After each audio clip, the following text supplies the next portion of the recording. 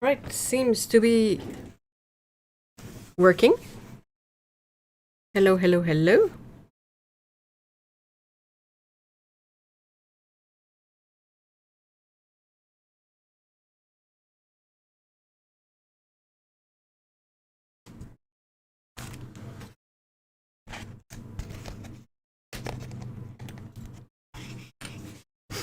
Oh my god. Allergies.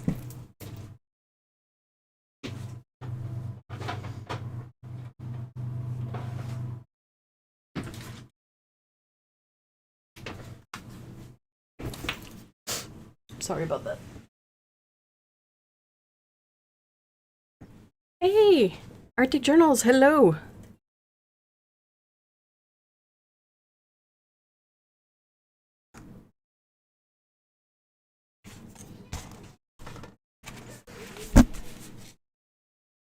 No, incoming.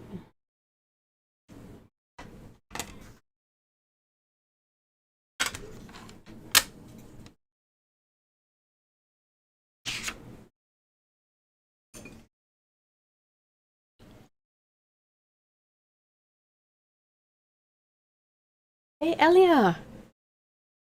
You guys can hear everything fine?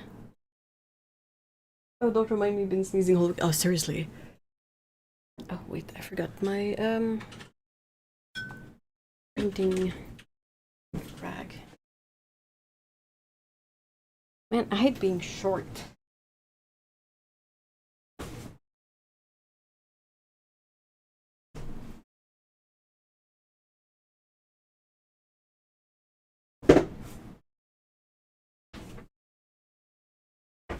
Sorry.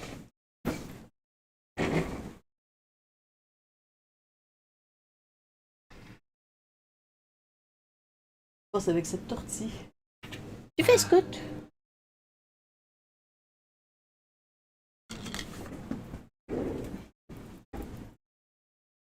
Louis and Lisbeth, hi. Nature attack. It is very effective.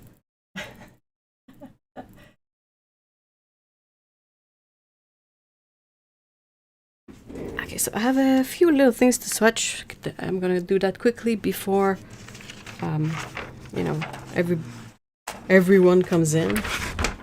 She says, as if the crowd is gonna be humongous.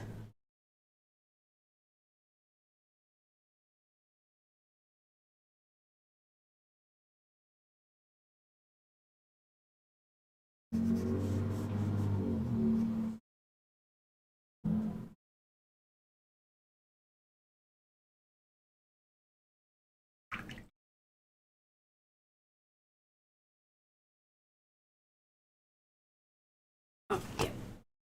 So, sorry for all the noises. This one, and then I think it's gonna be this one. It's the other. Where did I keep this one? Oh, yeah, I know why I keep it. Bit of a brain not computing moment.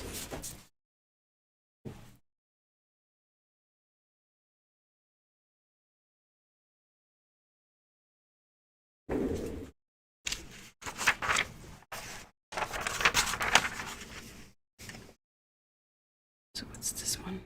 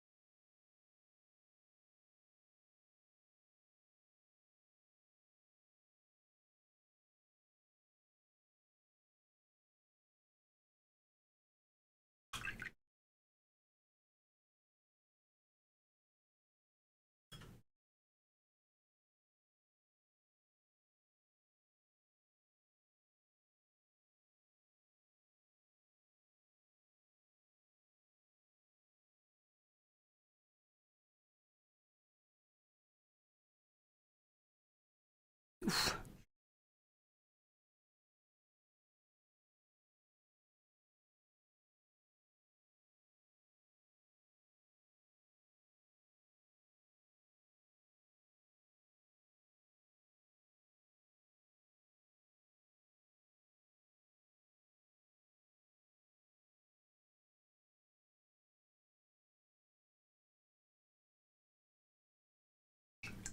Okay.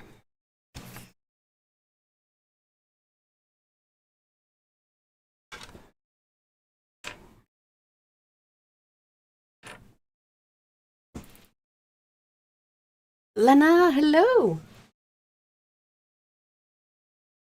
Been watching Supernatural and thinking about the 6 layout. Ooh, Supernatural.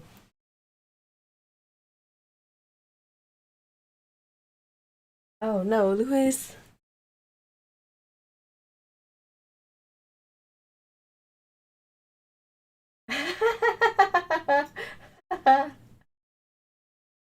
It was the stream from 2 weeks ago. Ah. The week color was ooh. Oh ouais, je sais. It was mineral grey from. Oh, t'es toute mouillée. Someone's been in the sink. Salut la pire.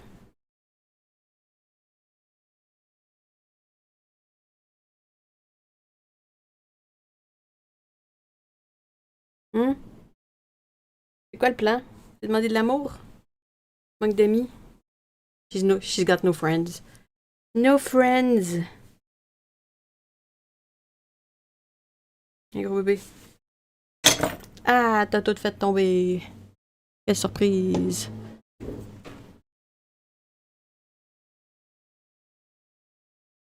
Hi, anti-patients. Hello. Oh my gosh, she's leaving wet paw prints on my table. Yuck. Mais t'es bien crado! She's so gross. You're so gross. Dégueulasse, là. Je sais pas dans quoi qu'elle a pilé, mais... Des marques. You're a gross kitty.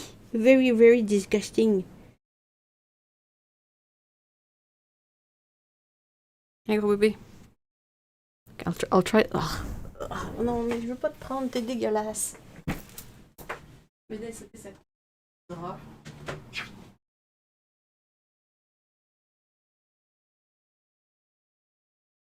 Oh, ça.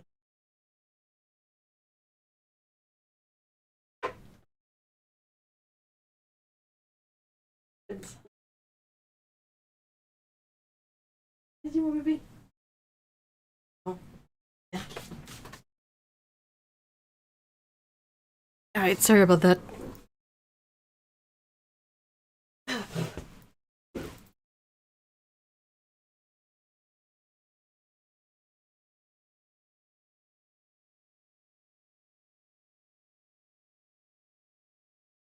That is such a Spanish way of writing mouillé. And Scott is a lady kitty.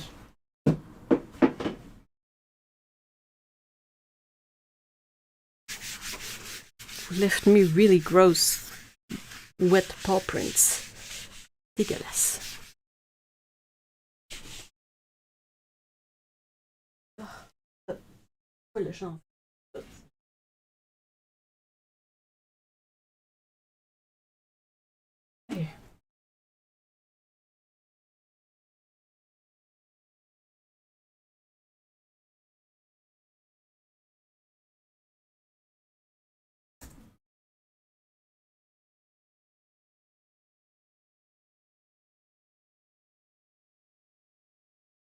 There was not a lot of kitty to see, just a piece of fur, like from her butt.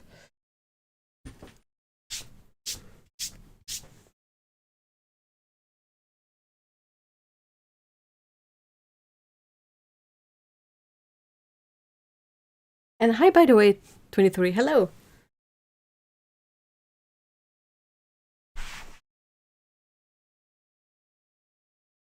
All right. So, I got to set up my frame. Hold on.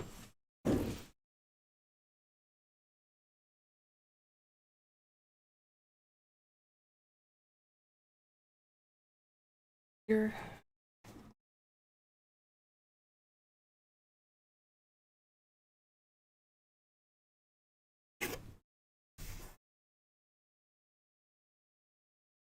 This one is good. Okay, and what about... Okay, fair.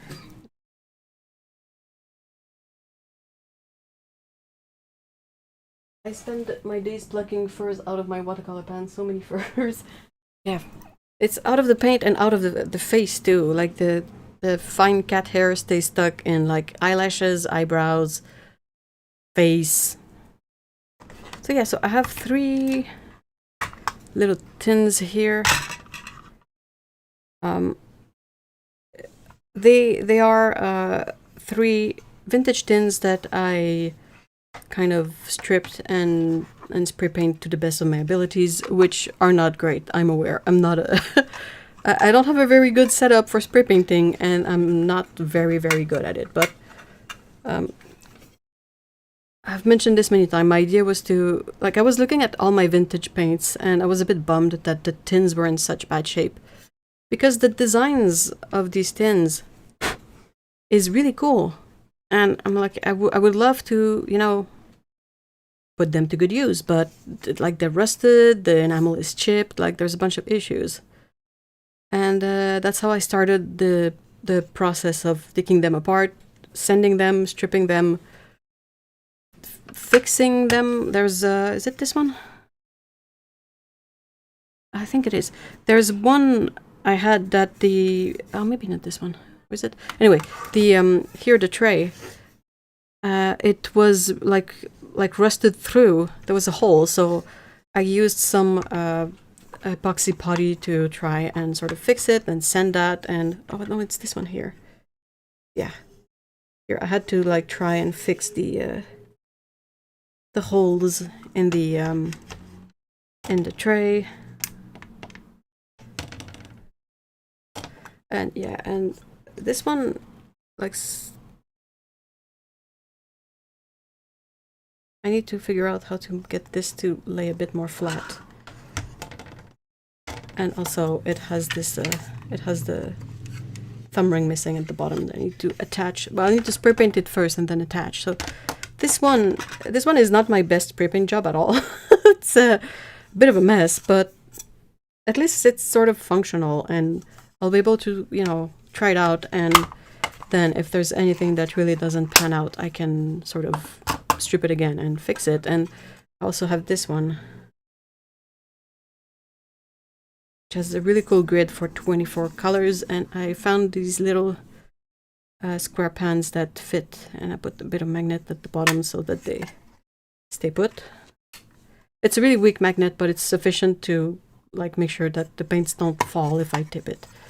But yeah, so I have these 3 that are completely like technically finished, even if badly finished, because I'm, like I said, shortcomings. This one I've put, these are all the original pans that it came with. The yellow was empty. So I took out a pan of professional Winsor Newton and put it in there. And all the other paints are their original paints. The only thing I've done is I've re-wet them to soften them and to sort of flatten out the paint a bit, because they had like huge divots in them. And I've also swatched it. That's the colors.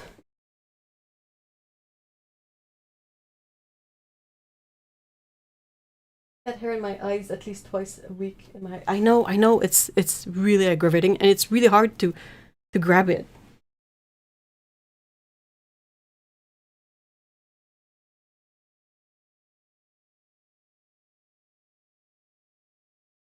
You can use tiny stacks of neodymium magnets as palette props. What do you mean, palette props?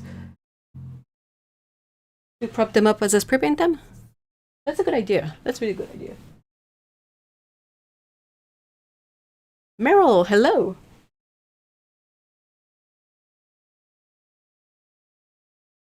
Oh, they're definitely not cat hair or sand immune or anything like that, but at least they're not gonna fall straight into the sand, you know?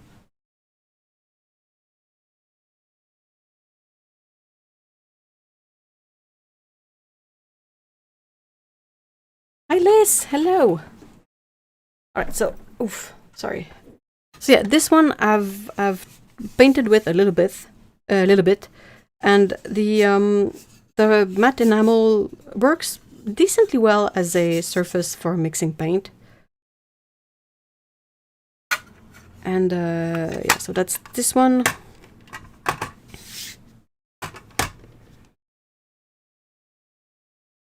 And like I said, I have these other two, a bit less of a like not a very good spray paint job, but the like the spray paint is surprisingly like resilient to dings in some aspects. I think if I have too thick of it, it's gonna chip. But if I manage to keep it a decent layer, like when I was reassembling them, it was difficult to reassemble this one, and I slipped a few times, and like there's not a lot of scratches for the amount of time I had to like redo things and that I slipped. So that's good. That's a positive thing. But I will further test it out, and then yeah, this one.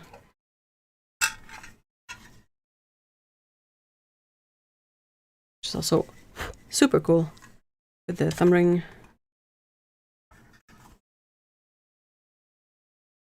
So yeah, that's. I have quite a few others that I'm currently in the process of like fixing up and refinishing and all of that. So there's that. But yeah.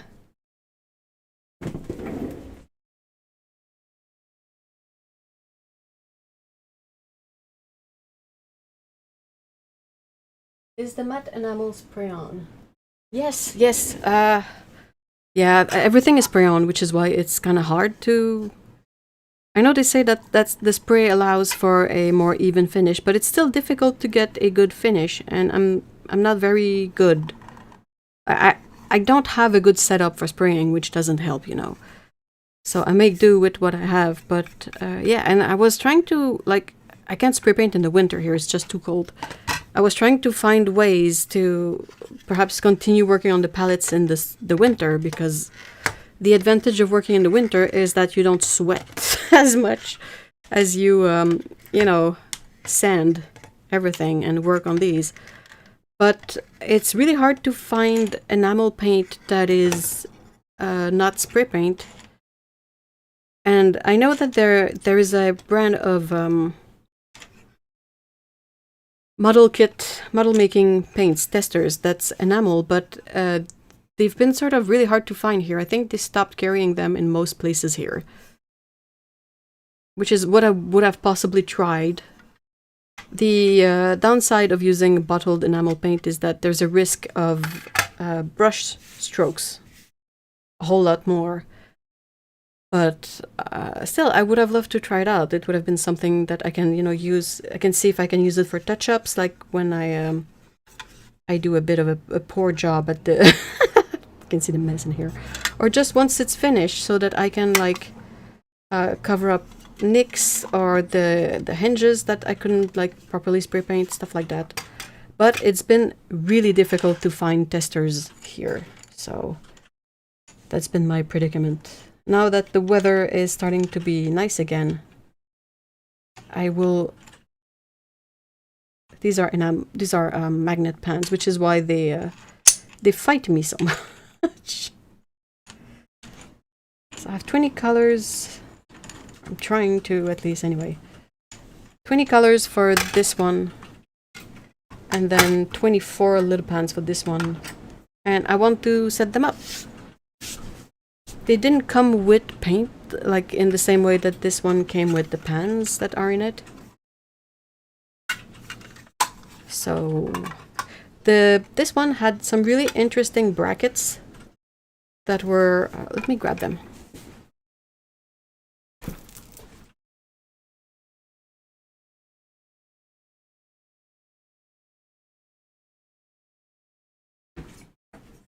So these are the brackets.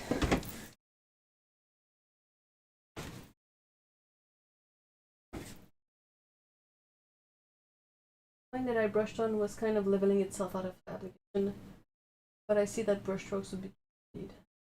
I mean, let me know what you used. I doubt I'll be able to find the thing here, but sometimes it's a good way to get started on a path to finding something similar. There was some scandal about testers years ago with kids using it to get baked. Oh. I mean, I can understand using the solvent possibly to do that, but the paints themselves. But yeah, so this one had these like in it, and I kind of had to like I had to clean under them because it was really rusted at the bottom, so I had to remove them. But there's no easy way for me to reattach them in there. They are probably brass, and brass is not magnetic, so I can't put like any magnets on them. I would have to glue the magnets, but then it's very hard to get the magnets to stay in place. And these are not quite the right size of pans, but they work in the way that this is a bit flexible, so you can extend it, and then there is a bit of a notch here in the back, and the pan is meant to clip under. These are just like 0.5 millimeter too high to clip properly under the thing, but that's basically how these brackets work. And they're really cool, and I really like them, and I want to, you know, find a way to incorporate them in a palette, but I haven't found anything yet. I was thinking perhaps of attaching magnets at the bottom and then plopping them here, but not sure for now. So I'm just keeping them there, and I use these magnets pan, and they stick really well. So if I ever change my mind, I can easily just remove the magnet pans from the palette and put something else in there. So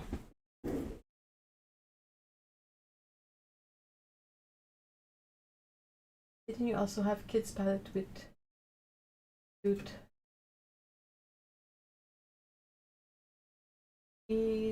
Yeah, but I don't want to glue them in. Ew. Sorry. I've realized that with time that I'm very particular about the kind of modifications that I'm okay with.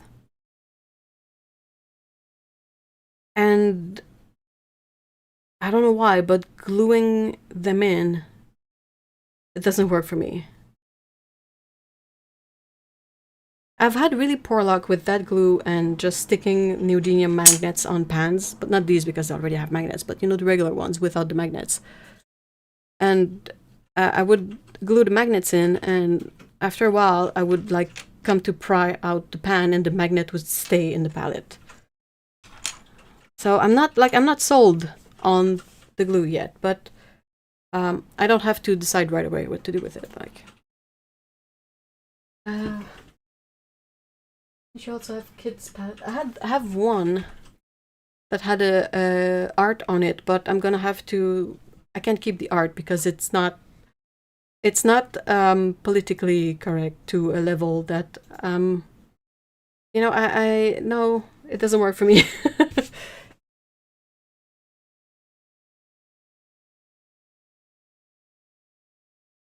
Cleaning glue residue is annoying to say the least. It's yeah, and it's like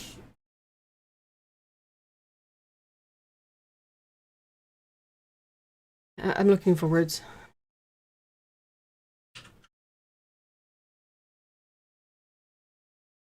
Like for me, glue, it has to be one of these two options. Either it's something that is completely reversible, a bit like if you glued something down with like gum arabic. You let it dry, and then if at some point you're like, I don't want this anymore, you dip it in hot water, the gum is gonna soften, it's gonna dissolve in the water, and you can just remove the thing. Nothing was damaged in the process. So that's either that, or the glue is gonna stick forever. And it's not gonna make a mess, it's not gonna be gross, it's not gonna get like weird, funky with time or whatever, it's just gonna be eternal. Anything in between bothers me. Hey, Paulo! I've been using glue dots with some of my tins. They're holding pretty good and easy to remove too.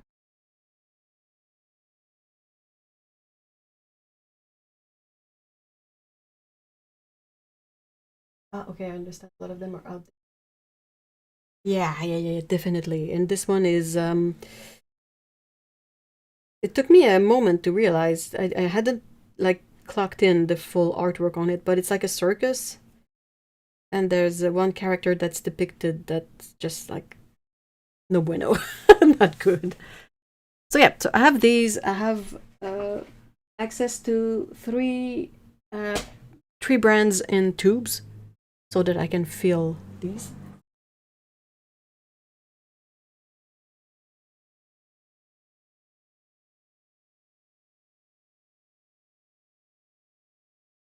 It should. I hate those glue sticks because they're always what?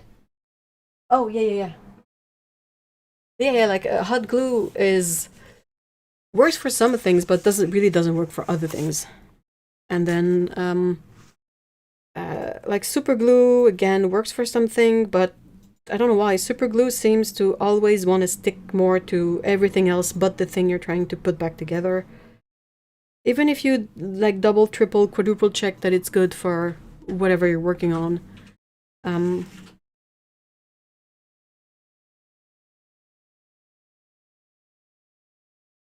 there's no way to rely on anything. The only thing that I find reliable is the empty washi tape. It's um, very consistent, and I know how it works. I know how to use it. I know what I can use it for. That's fine. But even stuff like duct tape, sometimes you will put duct tape on something and it will peel off, and you're like, what? You're not supposed to do that.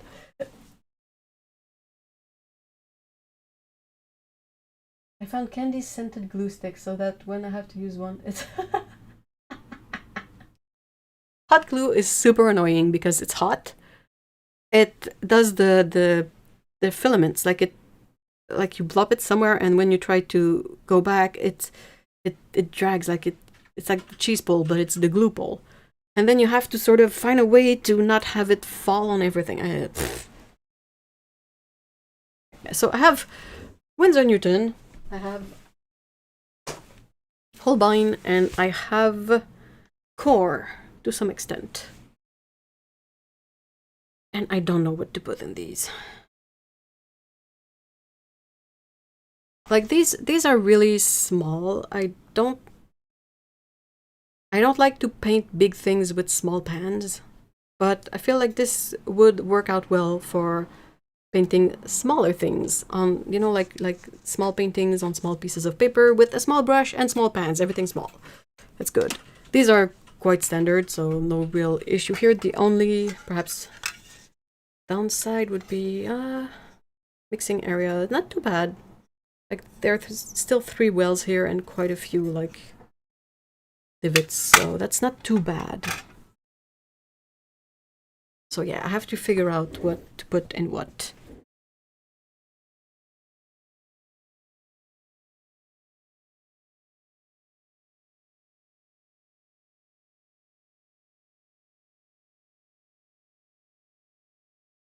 I was like, how can I can't really make a vote because there's like two things. I'll try something.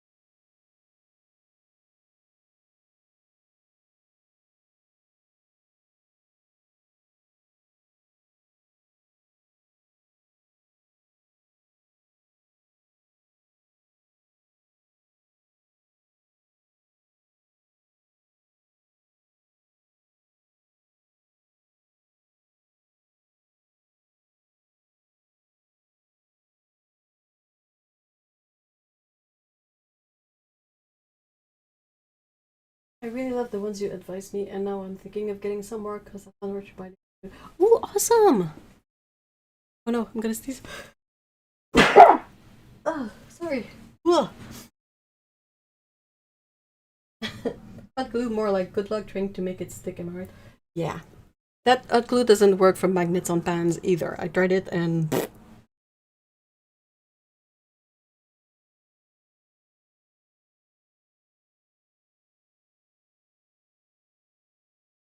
I'll wait a couple of minutes, but so far it looks like one palette is going to be Holbein and the other core, which is fine.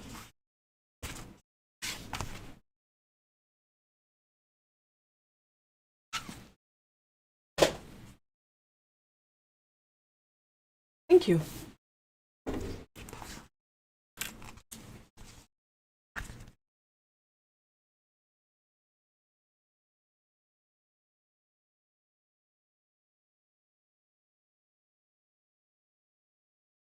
Hey, watercolorist, hi.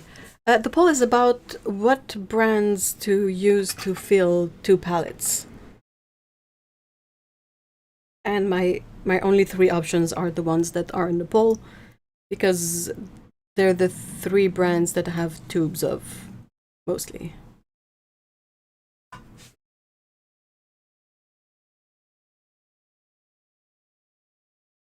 Hot glue can burn you, has strings. Strings! That's the word I was trying to find. And is weighted poorly, so the stupid gun will fall over.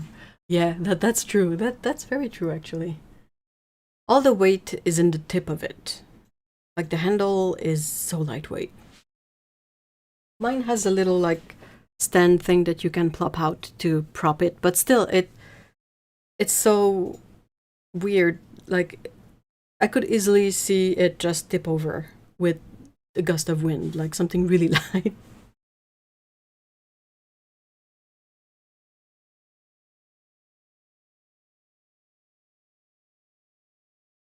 Oh, now we have even between Winsor Newton and Holbein, with core in the lead.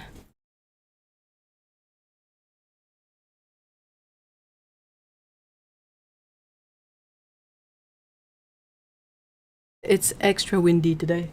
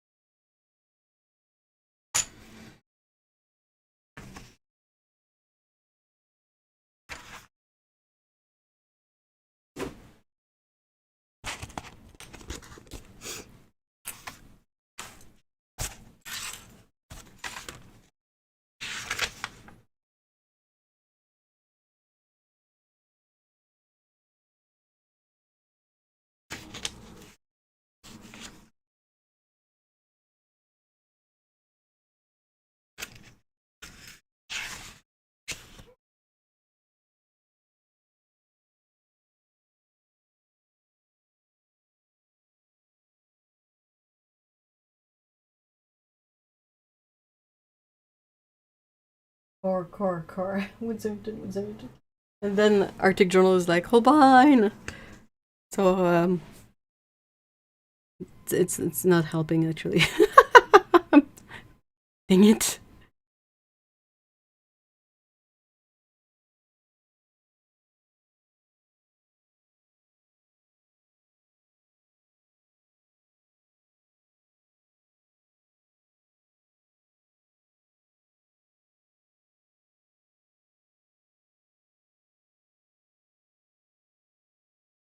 It's been raining here 2nd day in a row, no walks. It's been sunny here 2nd day in a row. The weather is awful. It's sunny and extra windy, which is super cool.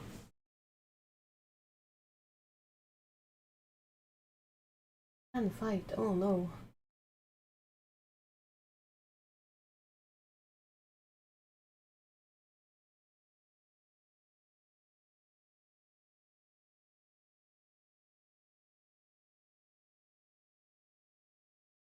Ah, leaf blower season is back.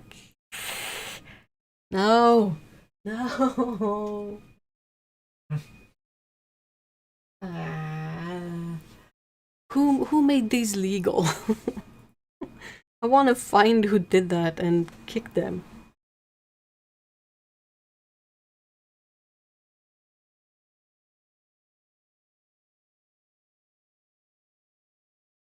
Oh, we have Winsor Newton is creeping up over Holbein. Speaking of palettes, Ev, did you make anything out of stream with the color palettes of Castle Nighttime? I painted a few things, but then I decided to reshuffle all of my paints again. And I've combined all of my Roman Schmal pans together. Like, even the ones from sets, I've just, like... I tallied up everything. I put the duplicates, the extras, I put them in a separate container. And I've organized all the other ones in another container, including the half pans. So basically, I took them apart.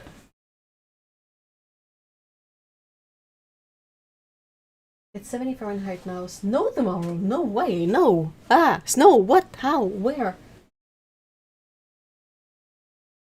Mix them all, no.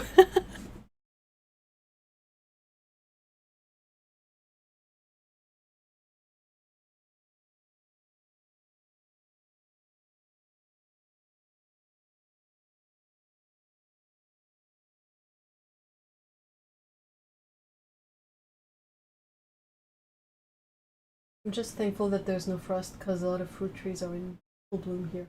Yeah. Right, so I'll grab the core and I guess we'll start with that.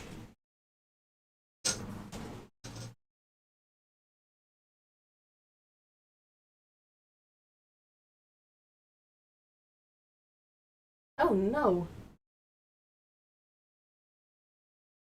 Everything is even. Are you guys removing votes or something? What's happening?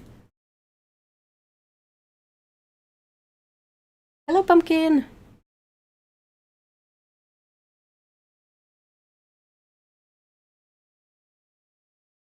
That's one thing I forgot to do with my core colors, though.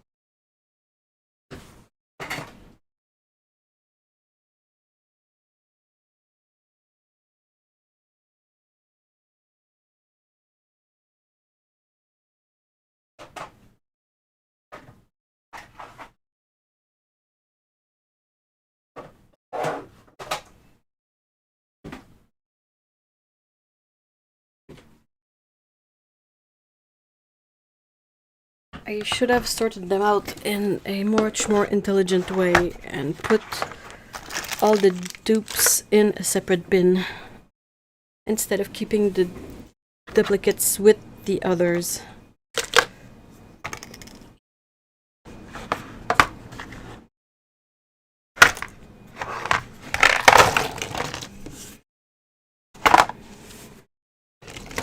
Okay, so quickly, what have I got here?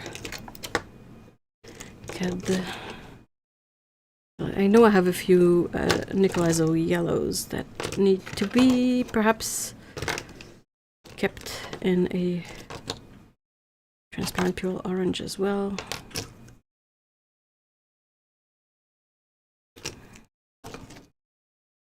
That's regular pure orange, that's Queen Red, Caturday medium, Cad yellow light, Indian yellow, what's this one? Cad yellow deep, Queen gold, transparent pure orange, these two are extras. Nickel Azo yellow, that's extra, and that's extra. Okay, cool. That's gonna be a bit easier to manage.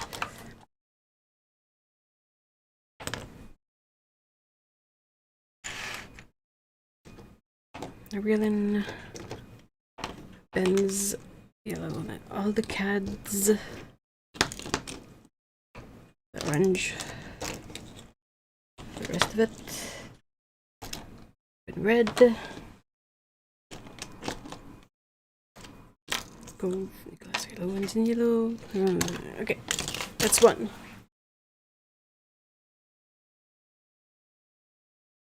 Sassy Britches, hello!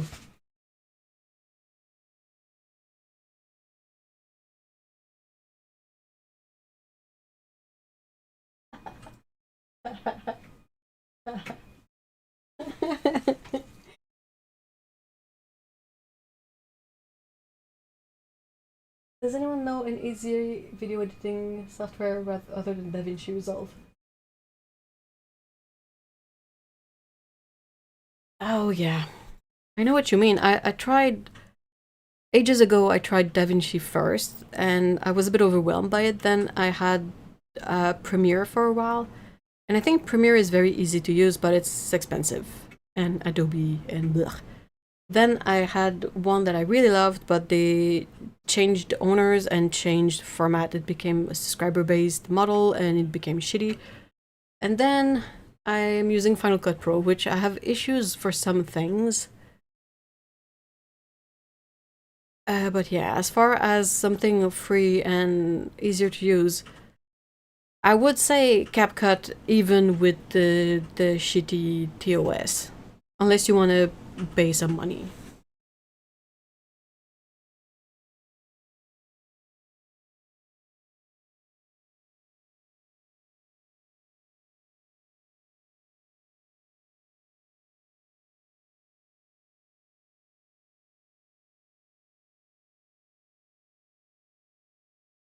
No, not voting for what's the worst watercolor brand. Don't do that.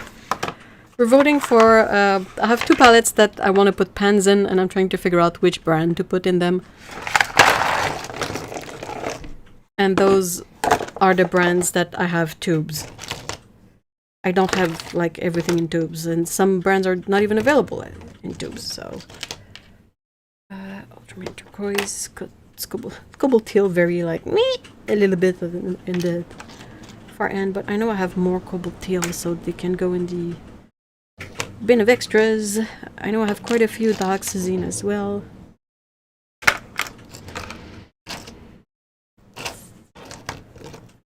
Phthalo blue, dioxazine. I did this kind of sorting with my pans for Roman Schmal, and I was like, oh, that's works out good. Works for me anyway, which is, you know, the point. And I wish I had thought of it when I was sorting out the core colors, because now I have to go back and do this, and hopefully it's not too boring. I have quite a few quinacridone magenta. Okay. Any other doubles in here? Ultramarine, manganese, phthalo, cobalt violet, ultramarine violet, dioxazine, cobalt blue,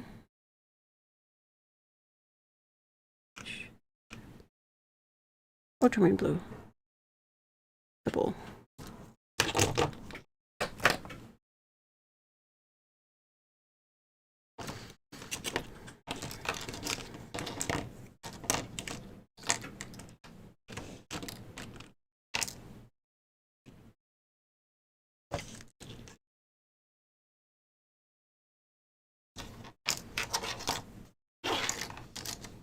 Okay.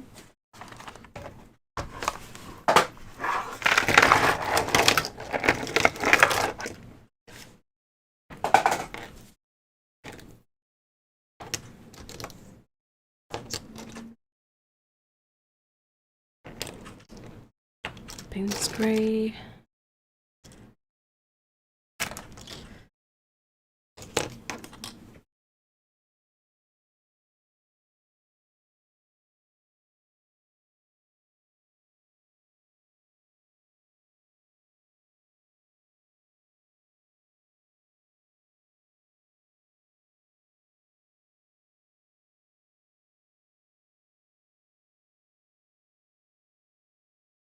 Oh, it is a hue. No one has real manganese anymore.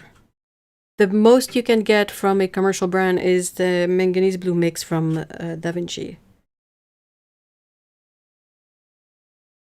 Final Cut, you can still buy it a single purchase. They've added it to a subscriber-based model, but I saw the email, and you can still buy it. Perhaps they've hidden, like they've put that option to buy it one time, hidden away like 4 pages further in, because they really, really want to drain all your money with the shitty subscription models, but it is still there. I saw it. Everything is getting shittier. I'm not a fan.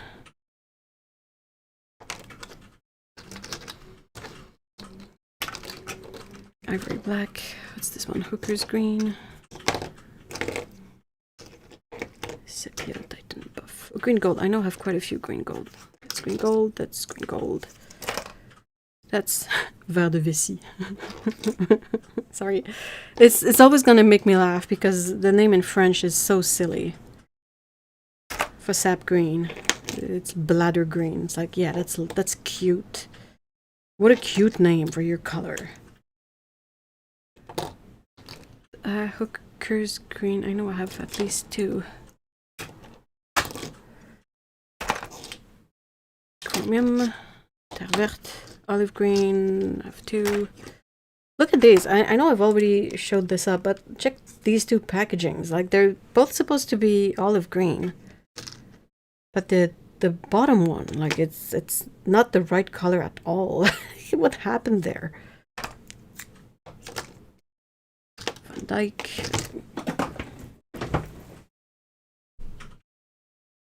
It belongs to the floor now. The brown, olive green, neutral tint. It's Ben's brown. Russian natural. I know I have at least 2. Carbon black. Orange. Okay. Okay. Any other doubles in here?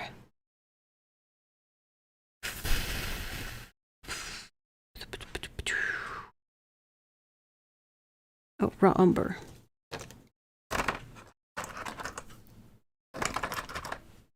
Raw umber. Equals Venetian red. Burnt umber. Burnt umber. Alright. Alright. Alright. Alright. So these are all doubles.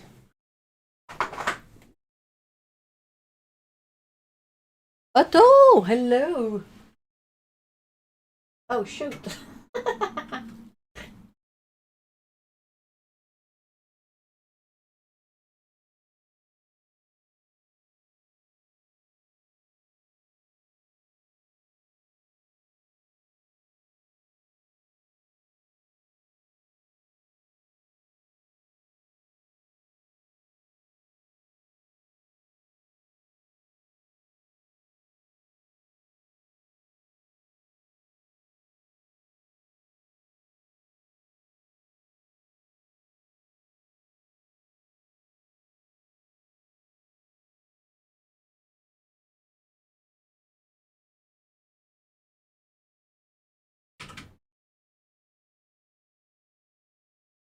Yeah, I agree. Like, Final Cut is expensive. It's is one of the rare few you can purchase one time and have it. But yeah, they do some. I think if you've always worked with Final Cut or worked with it like since a few versions ago, like perhaps it's easier to wrap your mind around it. But I don't find it very intuitive, and it has a couple of features that are sort of part of the base format that you can't disable, and I don't like those features personally. And we're back to 1/3, 1/3, 1/3. Welp.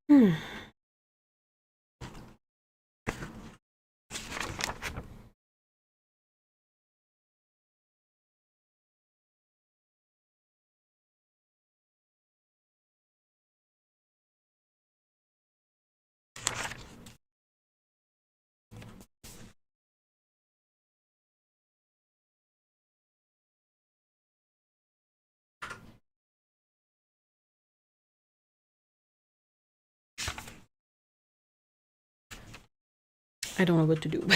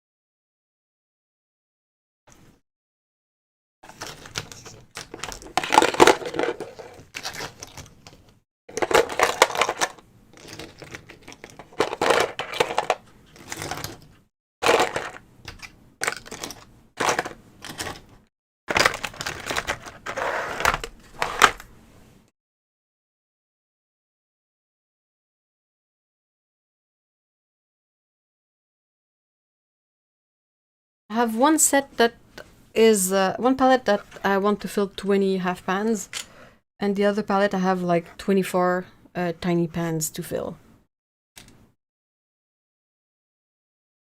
And I don't know what to do.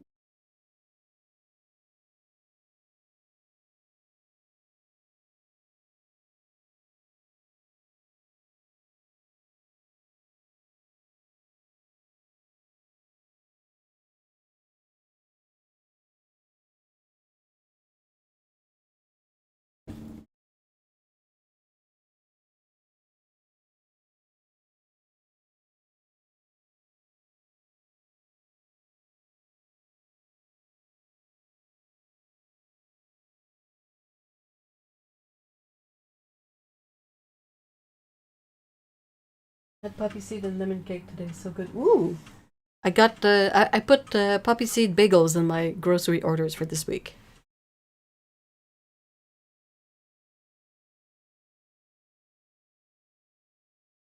Cherry blossoms. The trees are not blossoming yet here, but the crocuses are. And the tulips are growing, so we're getting there somehow. I'm trying to think if my whole bind paints are accessible or not.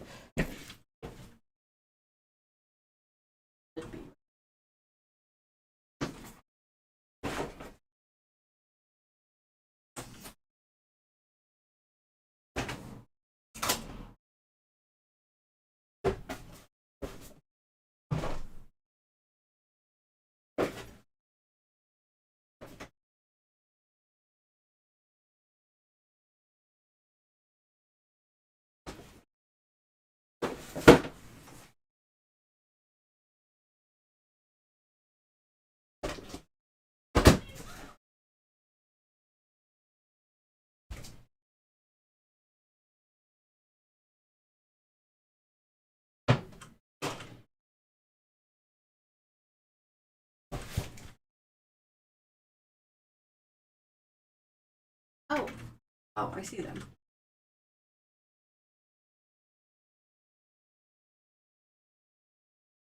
Okay.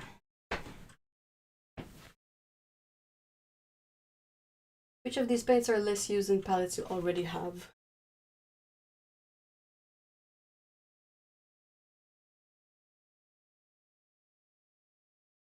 Rather, you guys are asking really interesting questions. Let me think.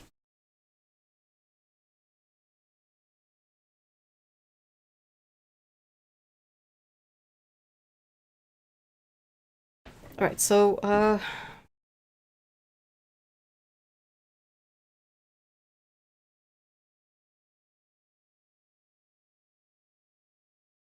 I know I definitely have quite a few sets with Holbein paints in them.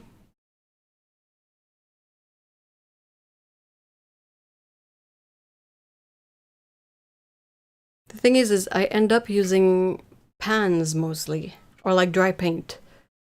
So brands that don't necessarily have dry paint available, I don't use as much.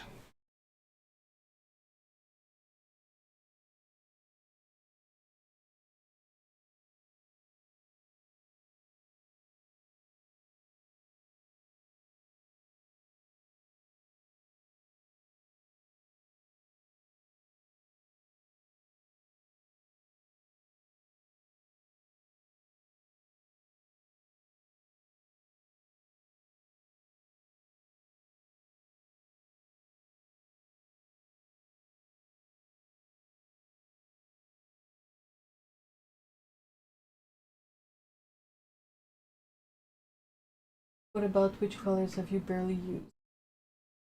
Be like a project.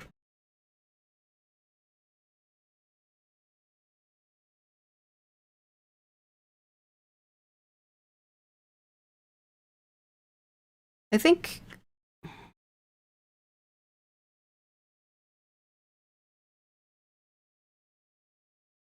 hold on, I'm thinking.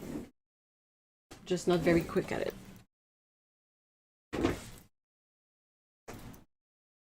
There's quite a few colors from Winsor & Newton that I think would be interesting to have in a palette. I don't really have a lot of palettes with their colors in it, or if I do, it's often from their own sets, and their color selection for their sets is god awful. They are so bad at this. Hire me, Winsor & Newton. Hire me, please. I will put together better sets for you. You know I will.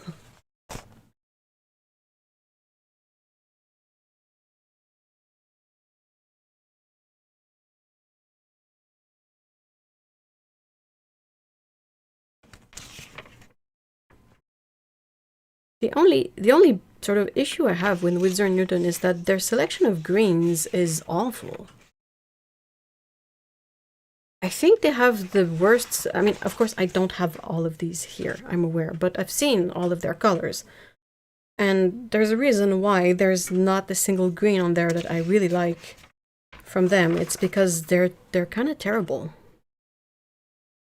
So if I was to put together a palette from their paint, there would probably be no green in it. So I'd have to go for more of a palette that has like yellows, magenta slash reds, cyan slash blues, neutrals, and earth colors possibly, but not as much in terms of secondary colors. I think their purples are kind of crummy too. Yeah, they really don't have a lot of, I mean, I don't have many of these anyway, so... Oh, the upper rose did something so weird. It has like granulation, like a weird granulation effect. Ah, weird.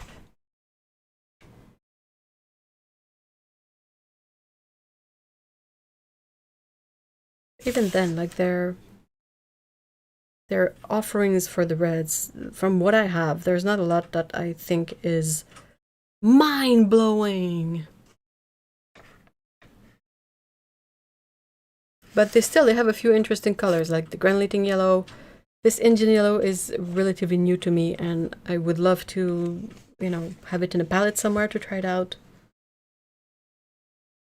What else? Their Potter's Pink is quite nice.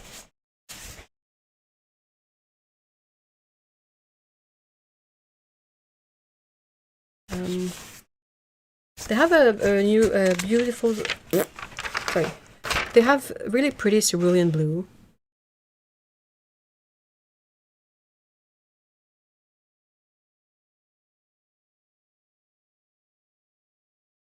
And yeah, quite a few earth colors that are also interesting, but I'm not sure I have 20 or 24 of these to fill up a palette.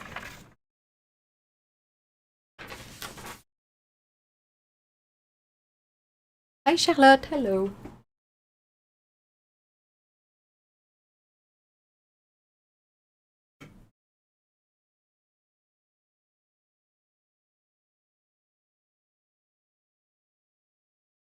I do like their I have the cobalt green deep, and it's a good cobalt green deep, but let's okay,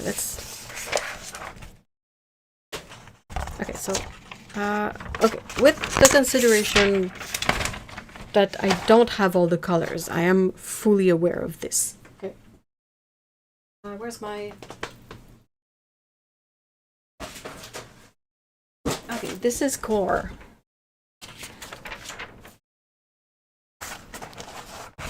Check this out. Okay. So, what I don't have from Winsor & Newton, I don't have cobalt green. We kind of know what cobalt green is. Okay, so it is usually kind of a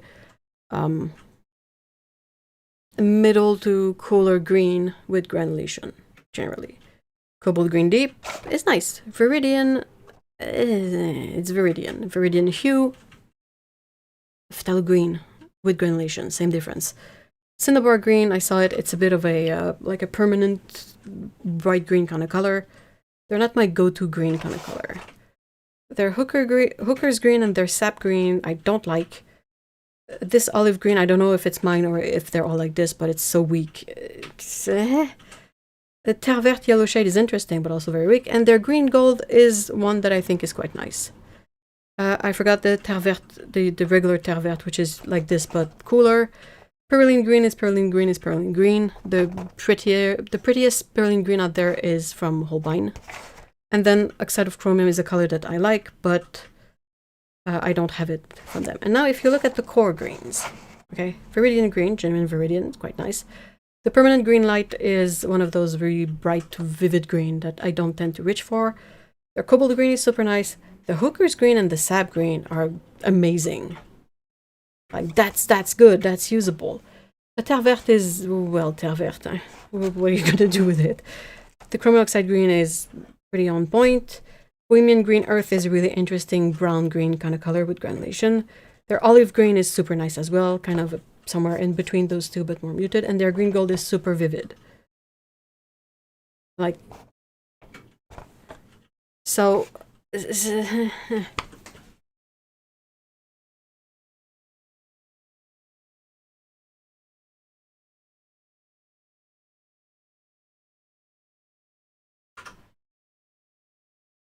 Oh, I'm not in screen. Hold on, let me... So that's the Winsor & Newton greens. You can tell if there are a lot of colors that I like from a range by how filled these are. If it's, you know, the basic colors like the phthalo green, I have it because it's in a set for sure, and I got a set somewhere. And same for the sap green. You can know that these two came from a set. Well, I know that these two came from a set. Fine. With the core colors, like, the only green I don't have from core is the permanent green light because I know it's not my kind of green. So that tells you a bit more about these greens too, the fact that I have almost all of them.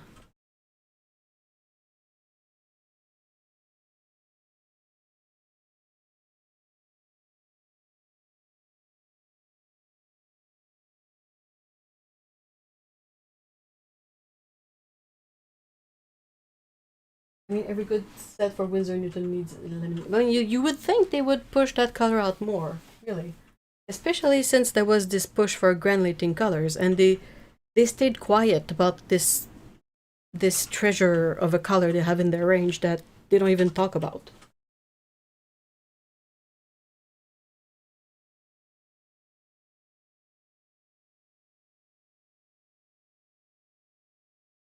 But the sap green and perylene green, I don't like their sap green. It is too weak. It is... Oh, I don't know. It doesn't work for me.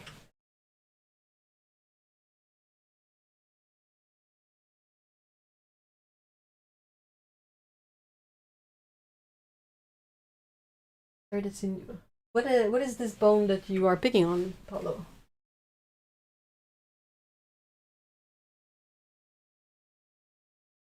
Oh, bye 23. Thank you for stopping by.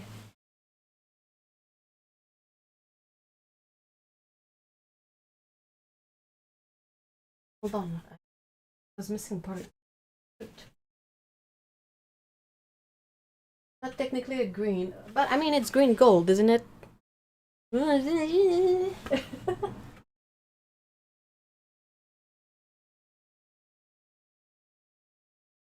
Oh, that's good, Sassy Britches. You have their cerulean red shade. I do. I like their cerulean. If you want like a more muted, you use the red shade, and if you want a little bit less muted, you use their regular cerulean blue. They're really nice.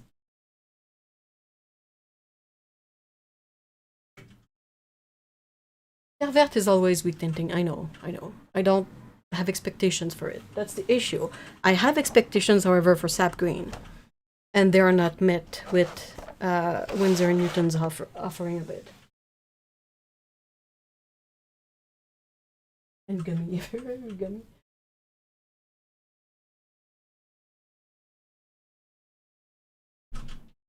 Yeah, it is always gummy.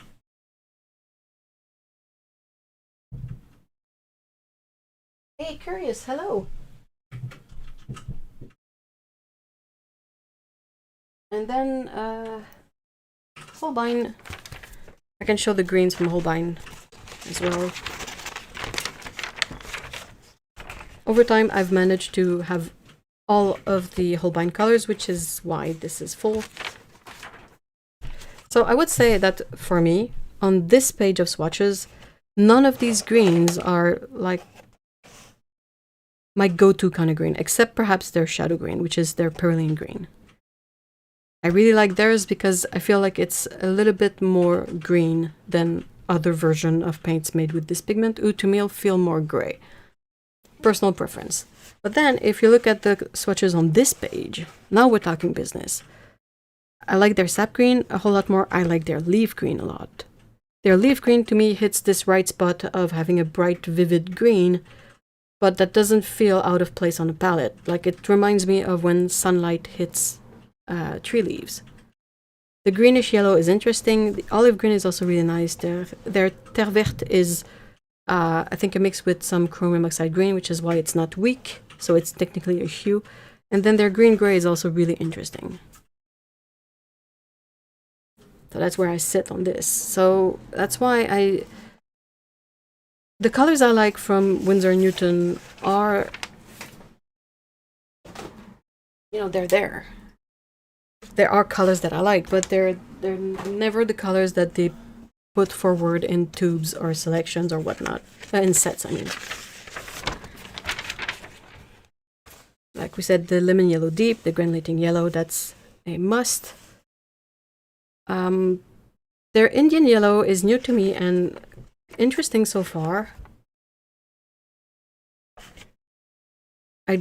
It's like a kind of a warm orangish yellow, but it's kind of not very saturated in a way.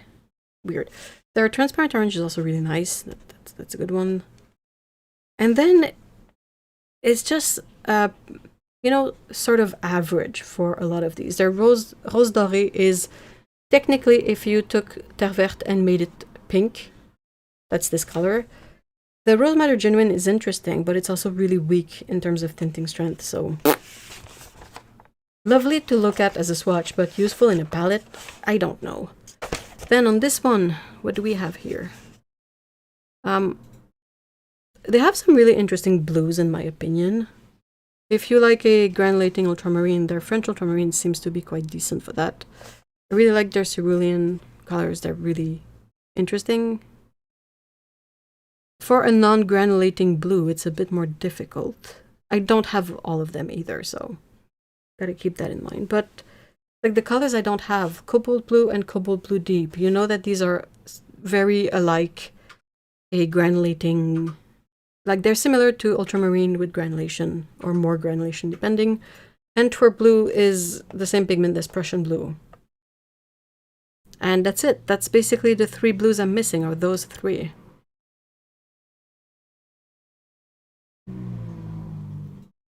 They don't have surprises as much in there. Their green gold is also one of my favorite, even if it's a little bit weaker than others.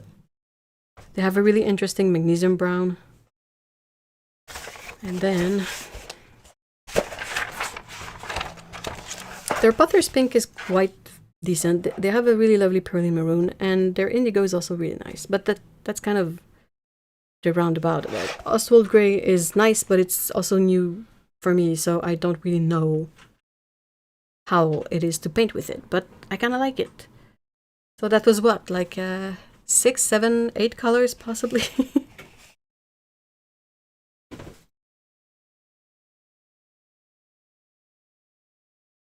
I don't want to pick on anyone in particular. Notice people using them sedimentary colors. Oh, that sounds like something that Christy Rice would say.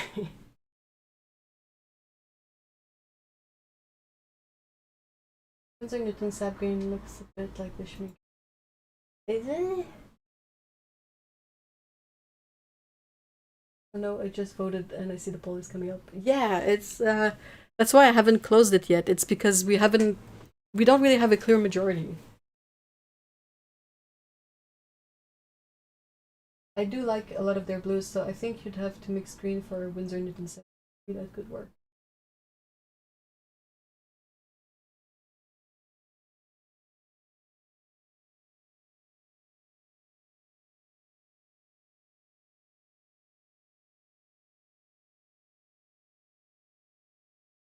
I only don't own the Canon Free.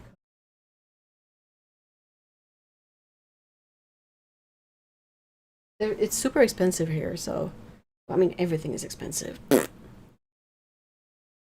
So perhaps I would have other favorites amongst the colors that I don't have, but at the same time, like I never had the urge to buy them, so that says something too.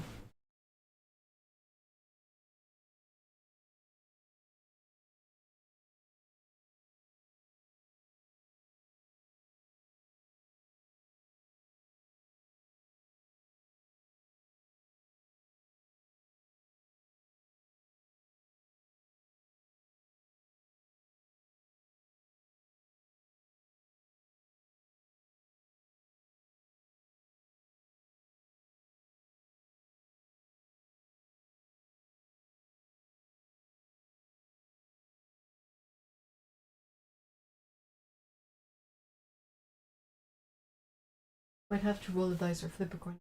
Fair. That's a. I bought Daniel Smith Potter's Pink Horse decision in my entire life. All of their, all the colors that are weak tint and strength in all the ranges, like all your standard colors that you expect to be weak tint and strength. So Terre Verte, Potter's Pink. What else? It really depends, but that kind of color. If you get them from the brand that shall not be named, they're gonna dry super dry. They're gonna be very hard to re-wet, and they're gonna fall off the pan more than any other color.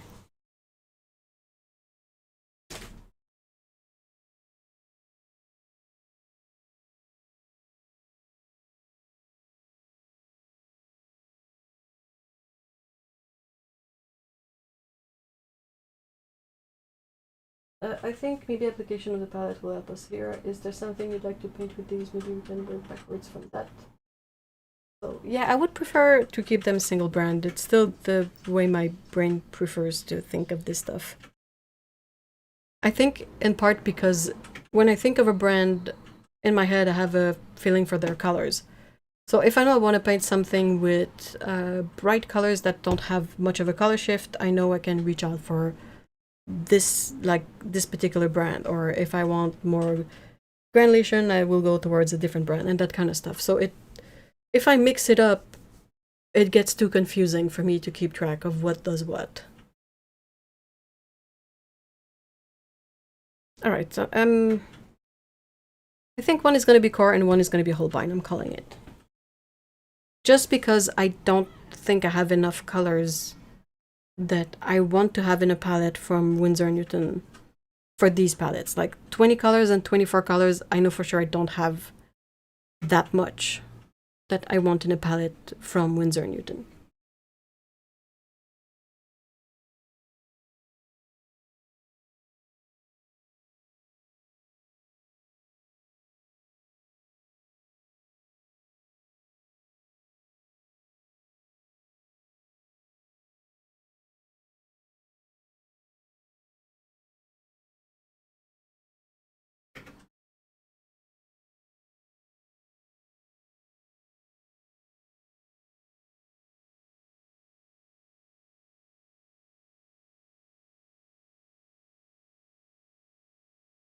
But I have got some decent tune on the hi-fi. Gonna go help annoy the neighbors. Thank you so much for stopping by, Auntie Patience. I hope you have a great weekend.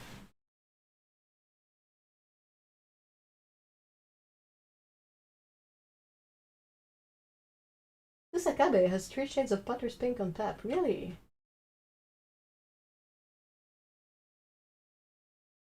Bit of a bummer that they're not that easy to find around here, but...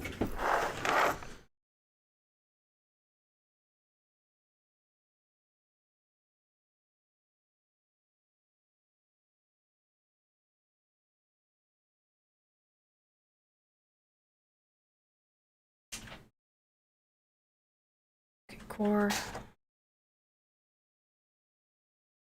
I want to quickly assess how many colors I would be tempted to use from core.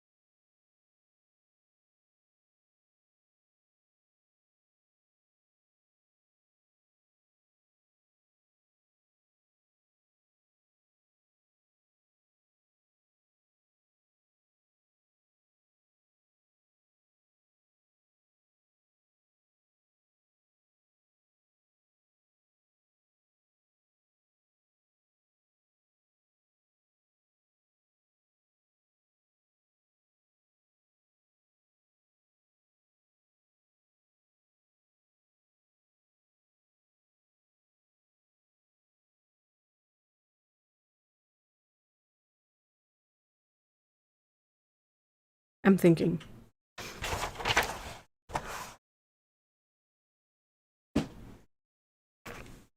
So that's the one, right? With the... I just had a weird idea.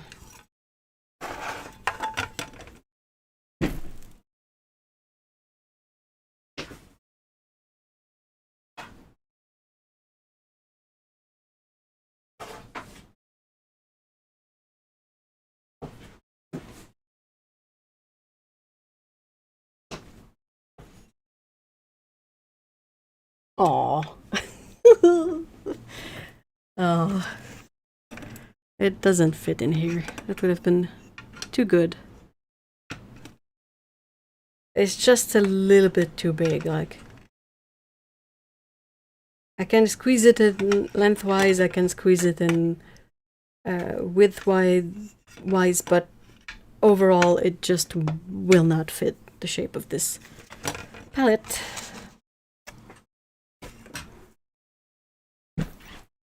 Ow.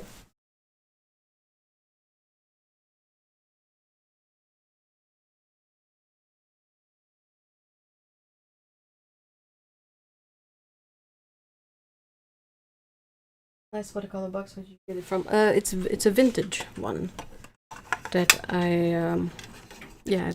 I'm basically trying to find paints to put in a couple of vintage tins that I cleaned out somewhat. It's these two.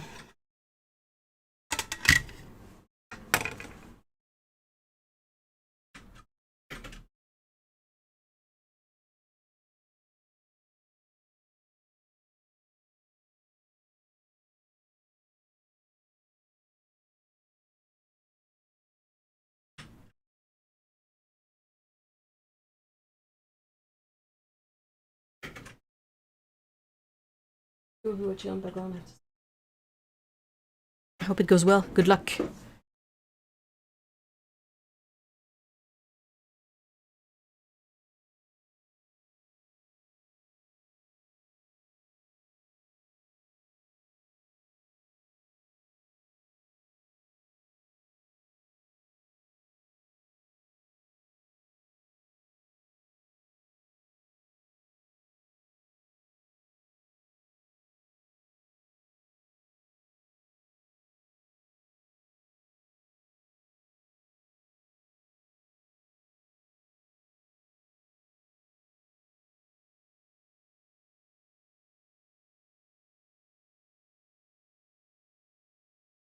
Kittens look very beautiful. Hey, thanks. Maybe you can sort of don't really see all the spray paint stuff that didn't go as planned, but yeah, and this one is another one I have that's finished, but this one thankfully came with colors in it, so I don't have to go through this oh my gosh, this hurdle.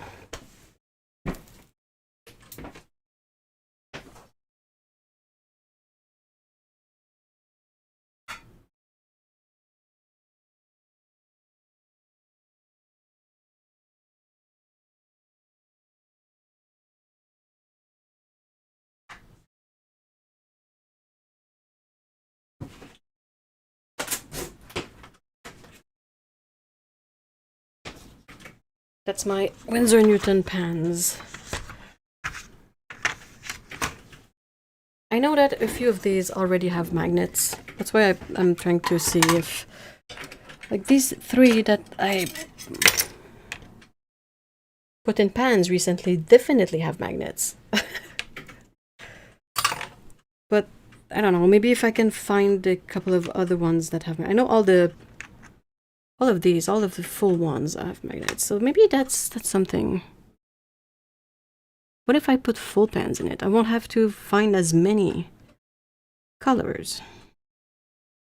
And I already have quite a few interesting ones in. Oh, I think we're on to something.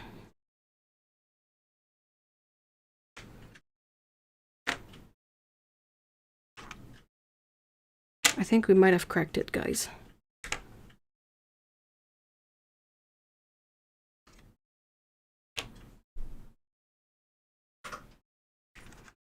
Yeah, there you go. That's another one that has a magnet.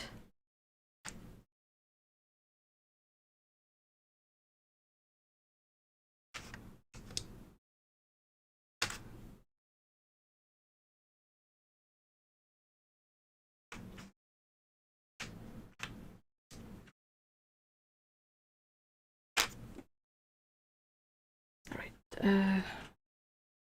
So this one, this one, this one. So if you picked it up, one is the Twilight limited edition selection of colors, and the other is the desert one. So maybe if I can fit these in here somewhat. So desert had the Talos of Fire and Indian Red Deep,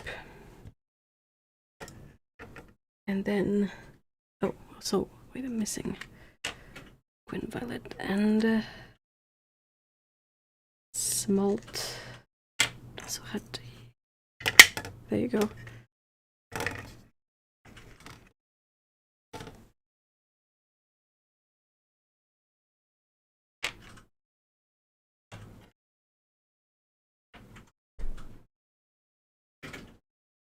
I can't fit all of them in there, obviously. So, new problem. New problem rolling up. What to keep and what to not include.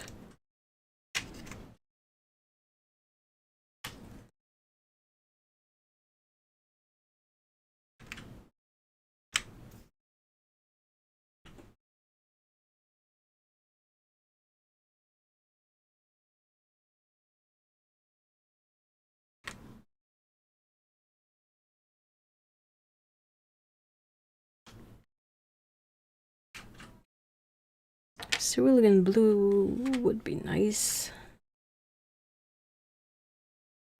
Oops.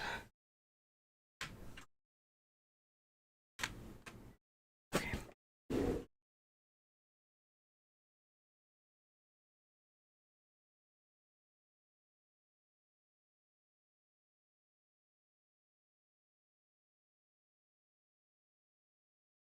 That palette has the same dimension. 90 degrees.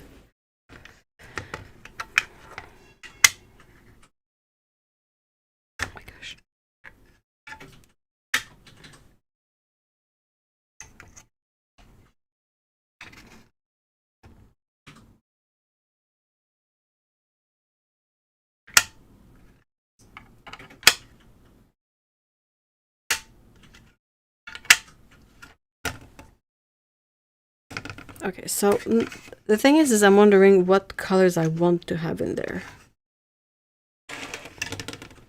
Chrome black I really kind of like. Astral gray, this is Prussian green, and mineral gray, and Indian yellow. And the cerulean, but then the other twilight colors, I don't know what. Where's my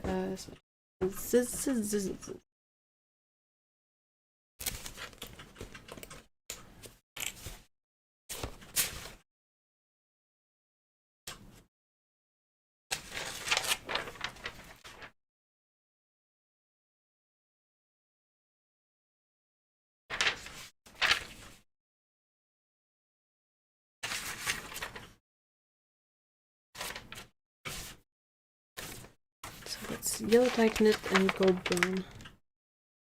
They're really nice.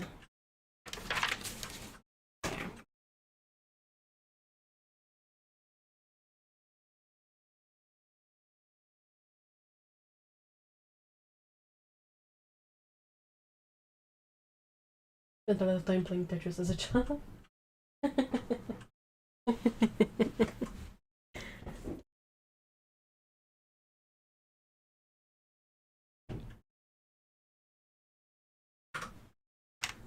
I keep saying my of brown matter. I keep seeing my Aurelian and I want to send some to a watercolorist.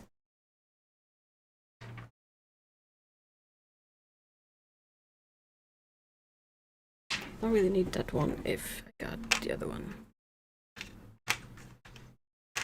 I'm looking under them to see which pans I filled recently, so they have a magnet at the bottom.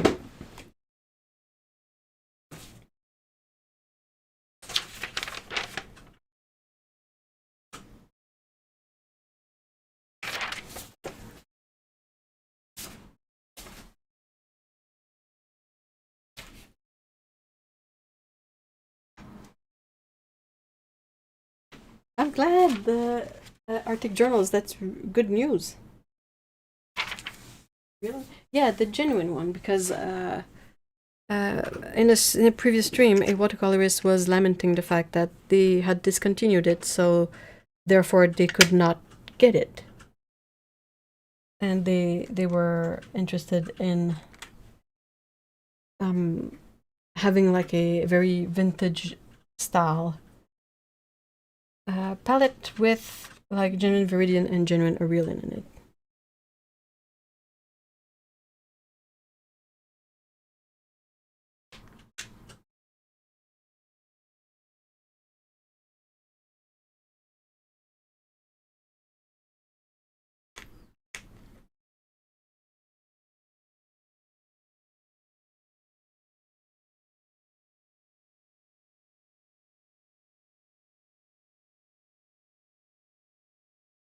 I have the granulating yellow, but it has one of those slightly crappy magnets. Does it count? Oh, where's my oh, I don't think the Potter's Pink has a magnet though. Ah.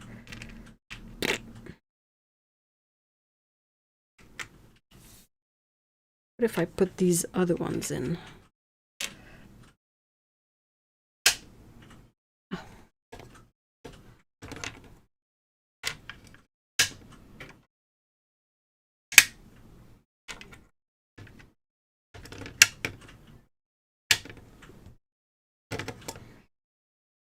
I don't think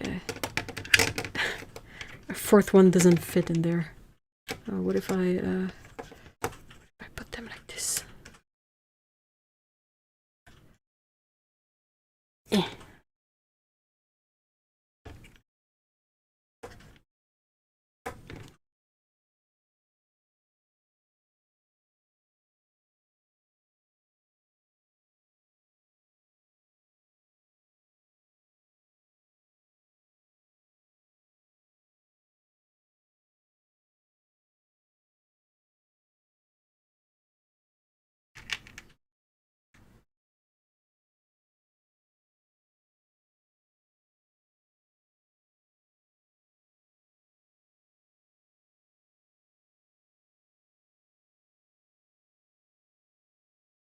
I have blue and yellows and an orange. This one green, but I'm not having a lot of red / magenta colors. That's what I'm thinking on right now. I know I have this one here that's already in a magnet, but I don't know if I want the specific color in there. Pro, it's already like, it's good to go. Oh yeah, I think it might be fine. Okay, there we go. And can I fit? Hey, there we go. We did it! Yay! There you go.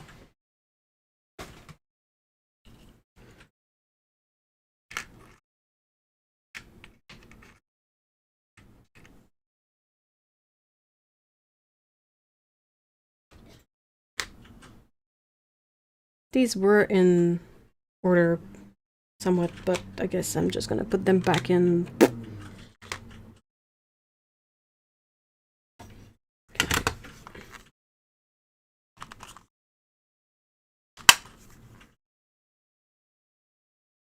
Eh.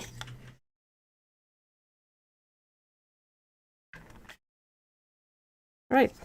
Yay! We did it!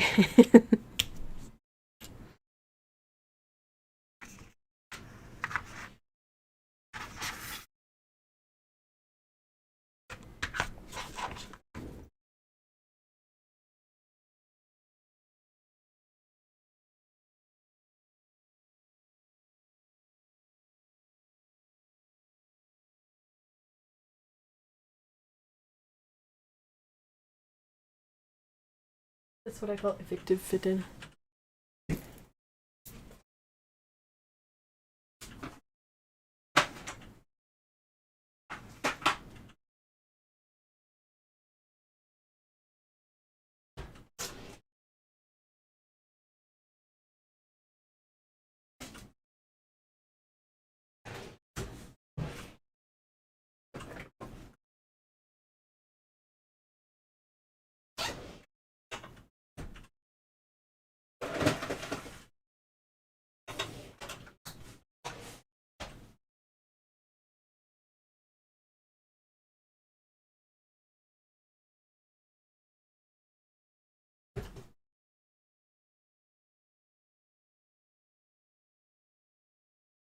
I'm having an idea for the palette. Give me a sec.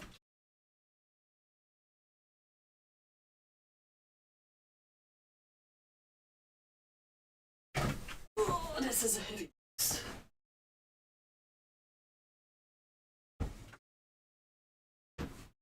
Okay. Please don't custom them. Yeah, I know. It's. I would want to, but I know there's a restriction, and it's fine if you don't want to share your address too. Like, I can understand that. How many colors do I have in this one? 1, 2, 3, 4, 5, 6, 7, 8, 9. I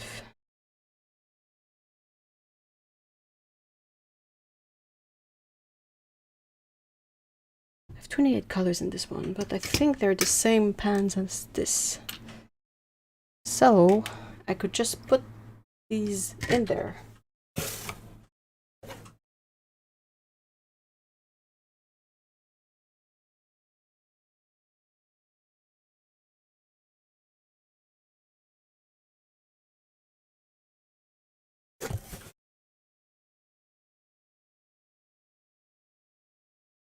Satisfying when the paint fits, especially if they fit in the color order that you want. Are you saying that because I put them like haphazardly in there? With no particular plan?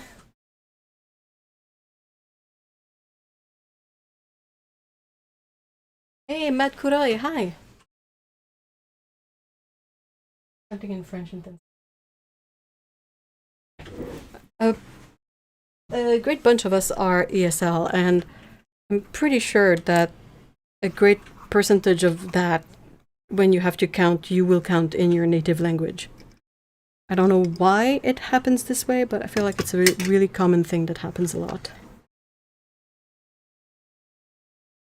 Okay, so what's this one?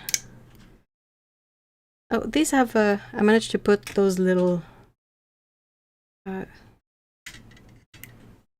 Does it still close, or is it? It's closing in the paint a little bit.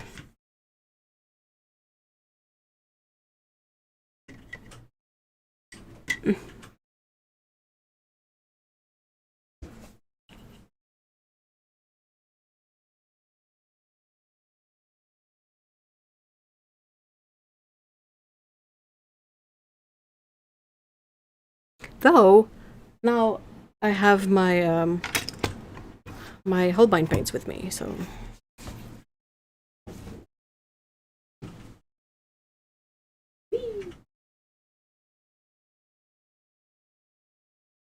Go through. I think counting will reveal in which language you think. Hey, welcome back, 23. I count in English and not Japanese, but only because I've spent 36 years in UK. Yeah.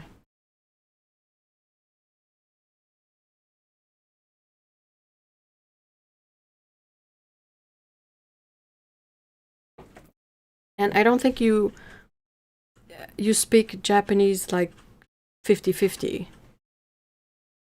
Like outside of the content that I put online, I speak in French. So it's like still the main language that I speak.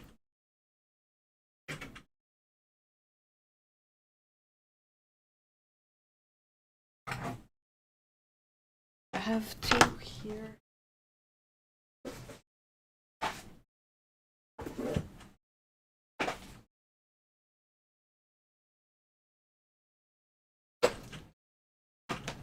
Not entirely sure if I want to dig out all of my Holbein paints out of fear of judgment, but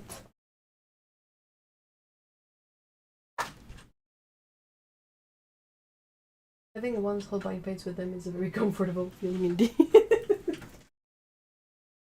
These are not sorted out though. I mean, they are, but also they're not. Which, I mean, I think is going to help me in this case, because I don't have to put them back in the proper baggies, but I will need my... This swatch. But I... So that's 24 colors.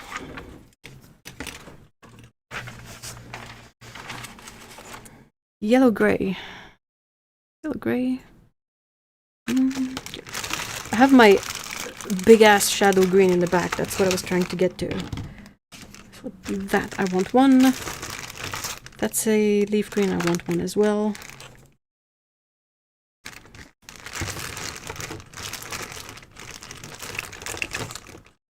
Greenish yellow. Yes, we want. This greenish yellow is old enough that it's PY 117. Just to tell you. And I think I have two of them. Do I? No, this one is the mix. Oh, it's yellow gray. It's not the same color. Never mind. Yellow gray.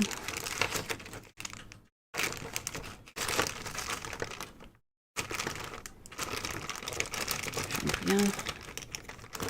Shadow green. It's also shadow green. Do I want lavender in there? It is nice. I like lavender. Mars violet. Oh, Mars violet is also really nice. Terre verte. That's a winner. Green, gray. Also a winner. A bajillion yellow grays. Permanent violet. What's this one? Permanent yellow derp. Oh, that's a good one. Two. It's a little bit too easy to pick colors. Mineral violet. Nah. I don't feel like it. Red violet. More mineral violet. Royal blue. Maybe royal blue. Like.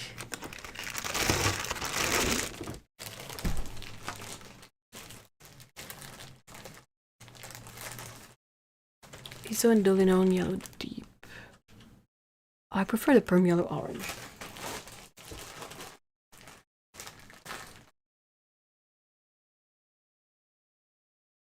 Oh, thank you so much for being here, a watercolorist. So the big question is, what languages does everyone dream in? Oh, I don't think I dream in a specific language.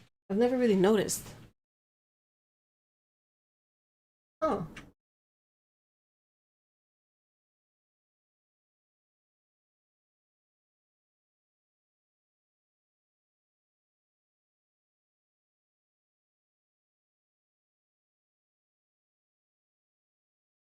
Wait, so going to do the mixed up? No, no, no. One palette has Winsor & Newton, and the other will have a Holbein in it.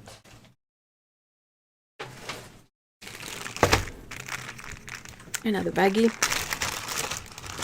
More jumbo tubes.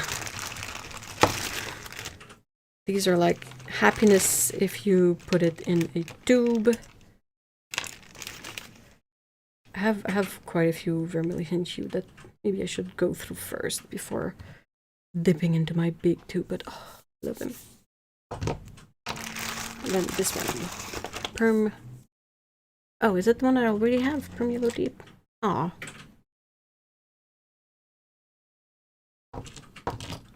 But mind you, I have teeny tiny pans to fill, so perhaps I should keep that in mind and not have the tubes with the very huge spout. Might be easier to fill these this way, you know. Come to think of it.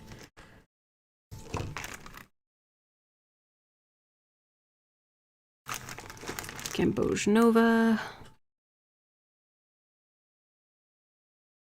Gamboge Nova is nice.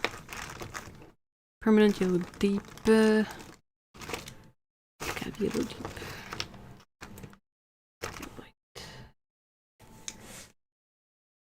Big tubes. Big chunkers.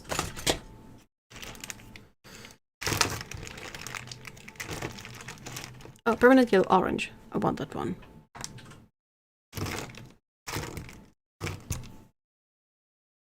Cute. Good.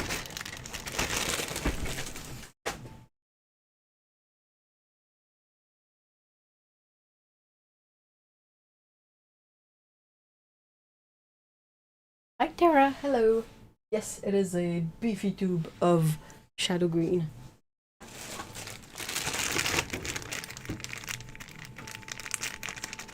How many colors am I at with this?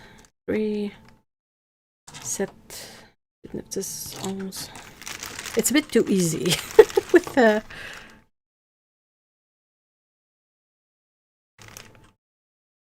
With Queen Gold. I want Queen Gold. Do I want Queen Gold? I want Queen Gold. It's nice.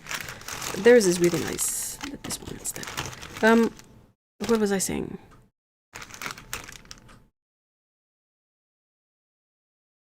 Yeah, it's a bit too easy to pick colors from Holbein, in my opinion. Amy Dazzle Yellow is nice.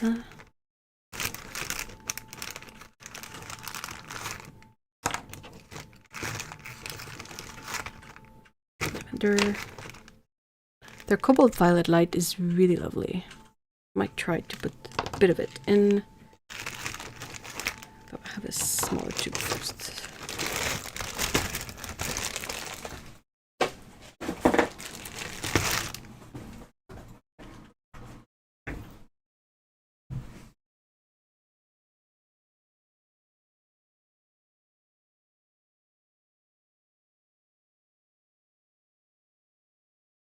Oh, do you have there a real? I have. Yes, I have. I have reached a point where I have at least a small tube of every single color.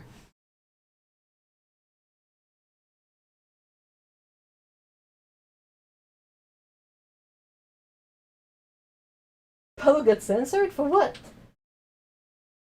And then spill it all over for that? No way.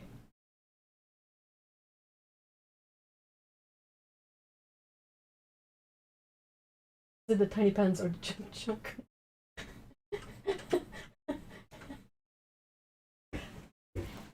Oh, their indigo is the best indigo. Fight me. Their ultramarine deep is nice. I like it. Like, you can... That's the ultramarine deep, and that's the ultramarine light. It has more granulation and it's a little bit more red than the ultramarine light. Cobalt turquoise. Oh yes, I gotta have cobalt turquoise light.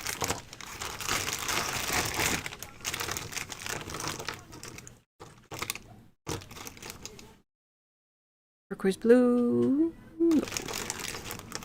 Ah, burn, burn, burn, burn, burn. Big ass olive green. I'm gonna use a small olive green. Cobalt turquoise light. There you go.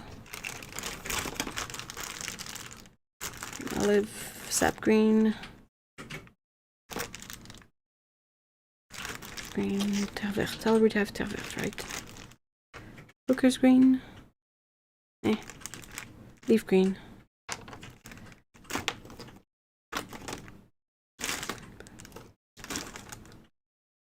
Oh, I have a big marine blue, but it's the mixed one.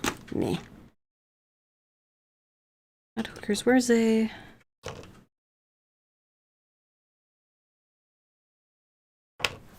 I need a sap green. If I don't find one here, I know I have a million in other baggies. Manganese Blue Nova. It is nice.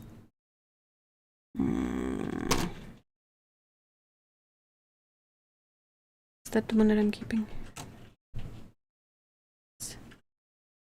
Gotta be mindful of not mixing everything together. Viridian hue, no thanks.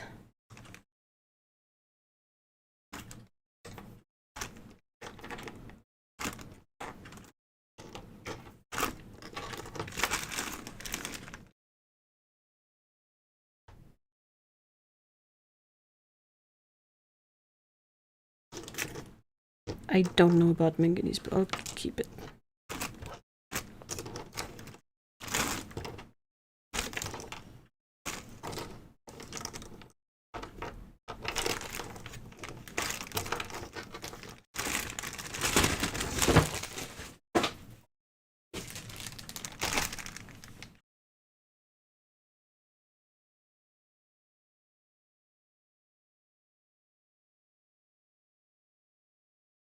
It's not a mixed brand palette, it's just the Holbein. I need cobalt turquoise. I don't know if they have it. They don't necessarily have all of the colors in big 60 ml tubes, unfortunately. They don't have opera, can you imagine? I think this marine blue is still just the single pigment one. Indigo. I'm gonna keep this one, but I think you can probably guess what's coming when it comes to indigo.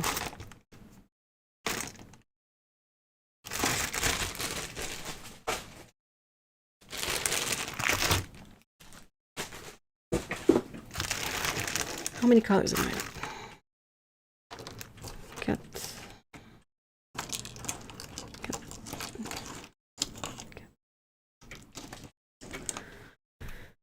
Size, it said it's enough. Ooh, only 5 colors. Shoot. Oh, there it is. Another fat guy. And another one.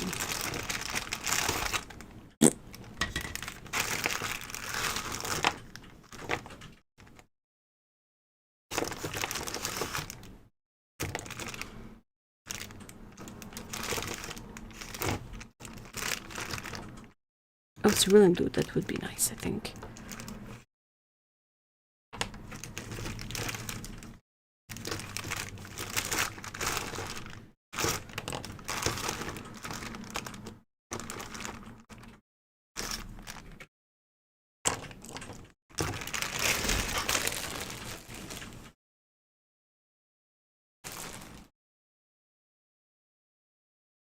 Imagine squeezing that into a quarter pan. Make sure you have a spill area. I'm going to have to start singing also. Sprag Sarat Fosfra.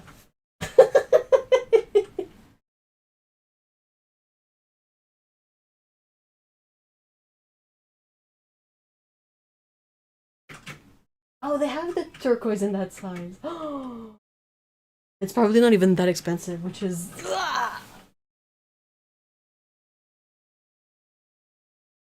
The number of times I checked if they had Opera Pink in the 60 ml.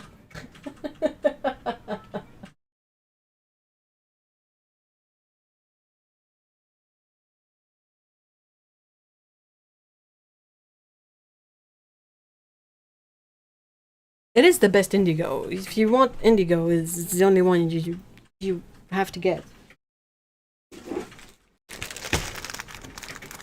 I think there's a jumbo one in here too. I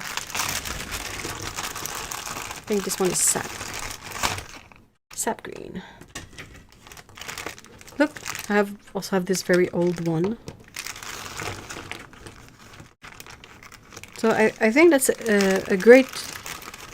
I think what brought me to have all of these Holbein paints is a mixture of various factors, but I think key amongst them are two main facts. One, they've been available here for a long time, so I've been able to get a lot of them through hand-me-downs when a relative of mine who painted passed away.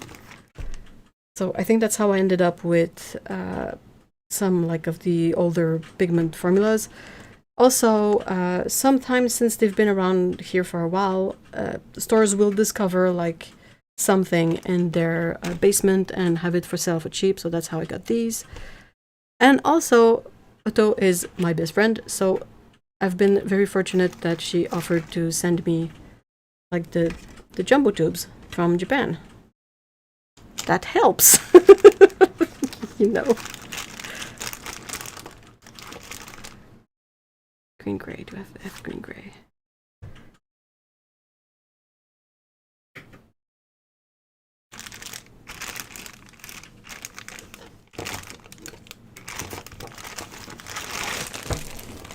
Not a lot of reds in there.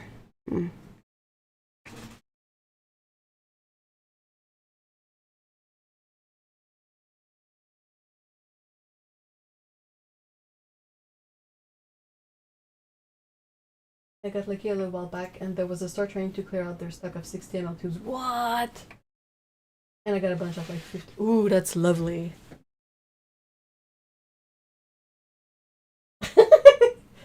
Hi, Otto. Here. Reds. Oh, there's a... my kind of favorite red from them. Rose Madder. Big tube. Pearl red.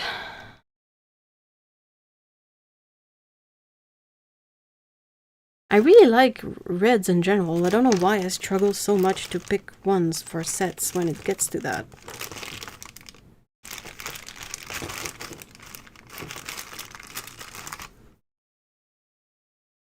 Cadmium red purple.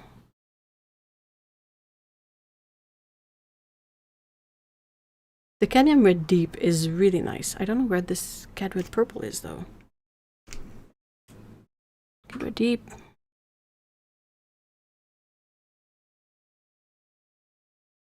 Oh.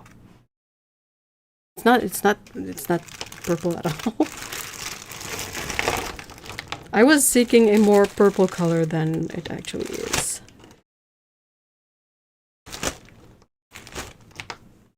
Scarlet Lake? I have vermilion hue. But Scarlet Lake is a nice red. Maybe. Permalizarin crimson. Carmine? Nah. And magenta? Meh. Scarlet?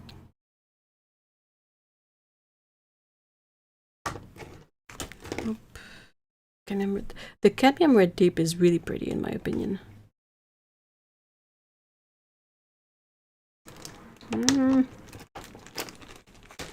Rose Madder. More rose madder. More rose madder. I want rose madder.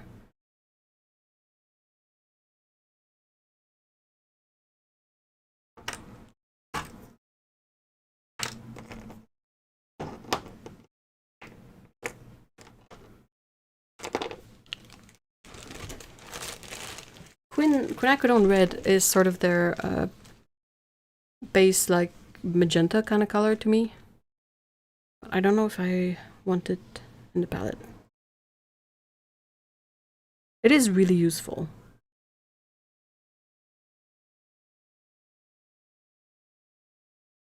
But am I going for useful or crap? Oops, I kicked the bag of weights.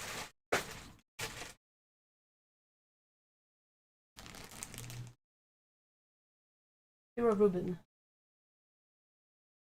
Oh, it is nice. It is a bit like rose madder, but perhaps a teeny tiny bit more muted and more light fast.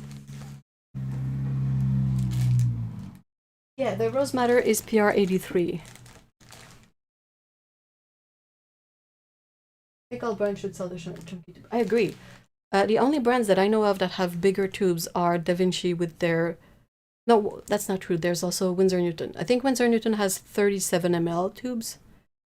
And Da Vinci has... I don't remember, but they're big. And then Holbein has the really big ones too. Lake as well.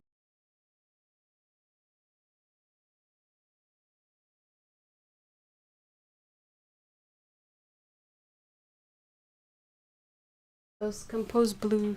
composed green. Yeah, I forgot to put them back in the baggie, but...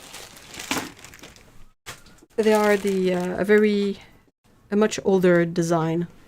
There's not even any kind of pigment info on these.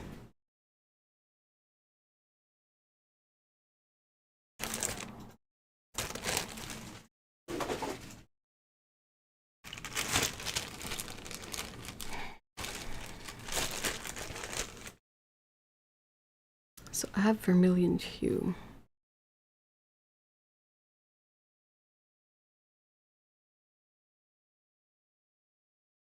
Oh, Queen Red is nice. I might just...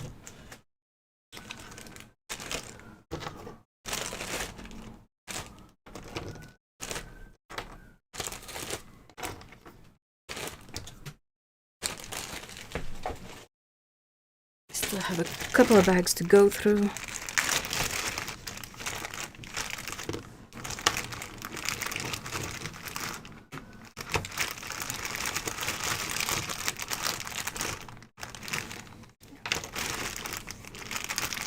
Kind of have to have opera in there.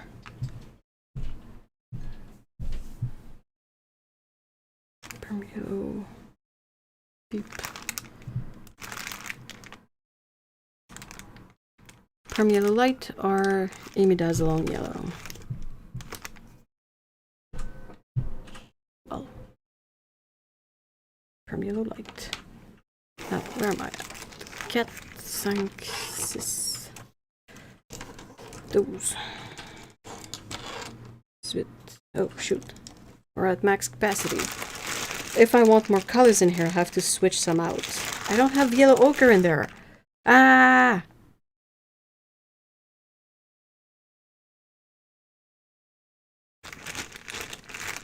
Okay, what other colors do I feel like I have to have?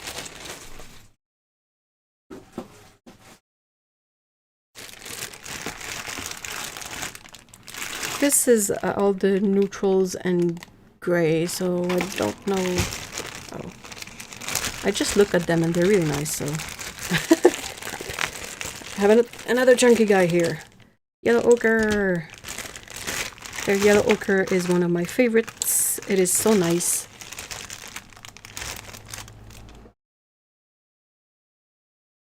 Their umber is really good, and the burnt umber too. Ah, shoot. And the sepia. Ah, no. So many good colors, and this is in no space.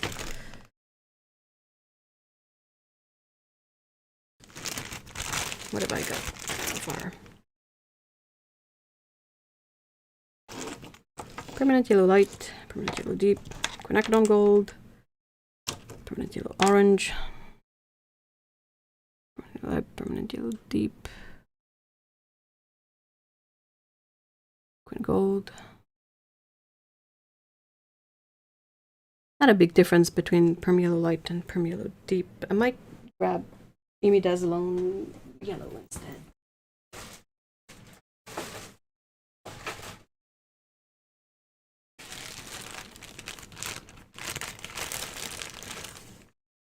Imidazolone yellow. Okay.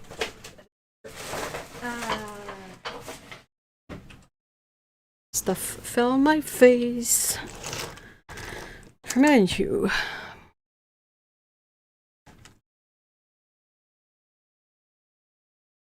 Oh, Zenelia has fatty tubes. Really?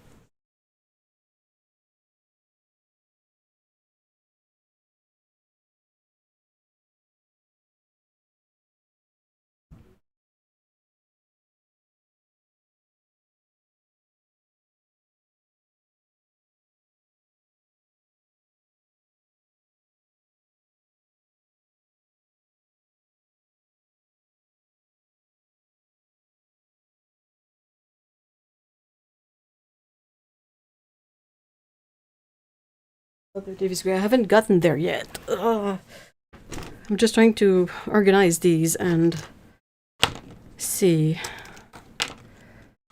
Okay, so that's imidazolone yellow, permanent yellow deep, quinacridone gold, permanent yellow orange, vermilion hue, quinacridone red, opera. Next, I have cobalt violet, light, lilac, lavender.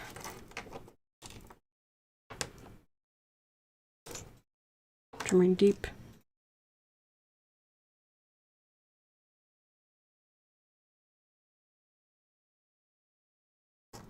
Cerulean blue, manganese blue nova, royal blue.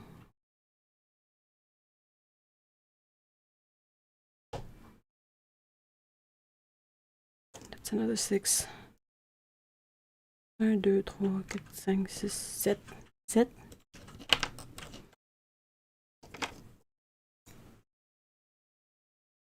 Indigo.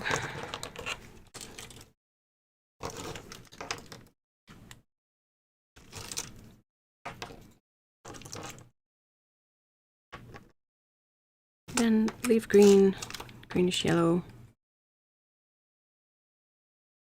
greenish yellow, shadow green, olive green, sap, green gray, terre verte, yellow ochre.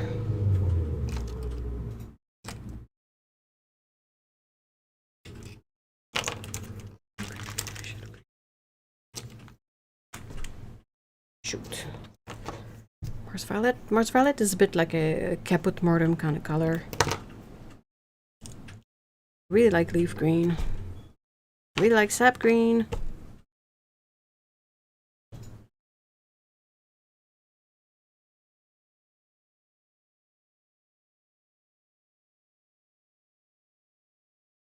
Put.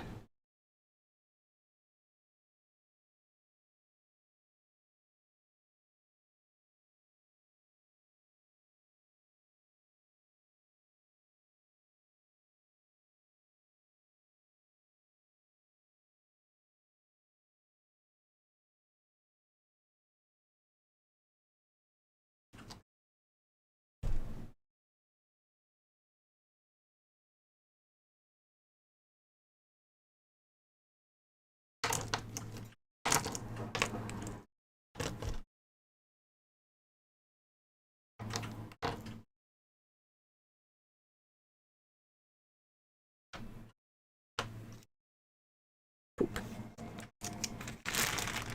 And there's still colors. Oh, shh.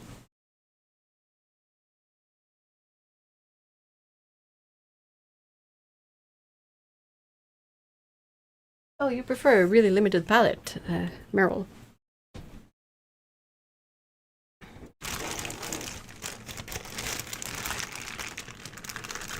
Van Dyke Brown is nice. It's still NBR 8. Burnt umber is super nice. Umber is super nice. I'm fucked. Okay, what do I do?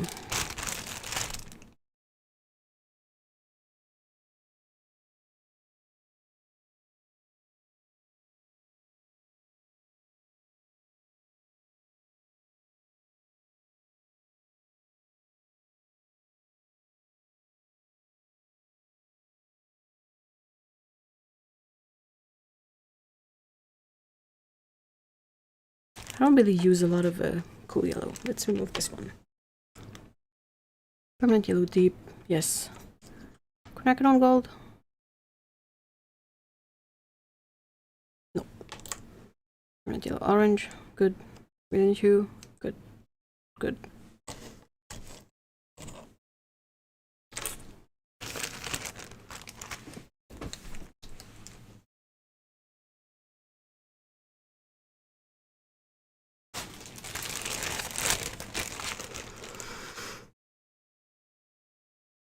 Gold violet.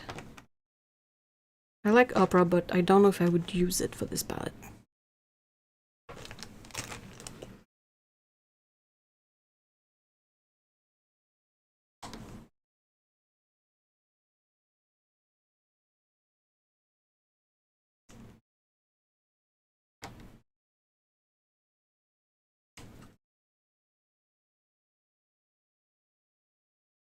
Okay. Leaf green.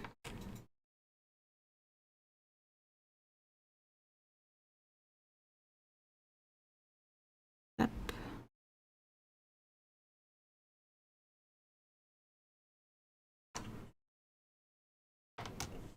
Shadow green. It's gotta be somewhere in there for sure. Green gray.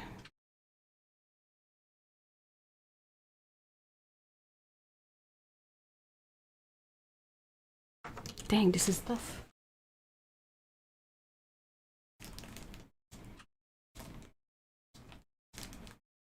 What is the tube with the narwhal on it? It's royal blue.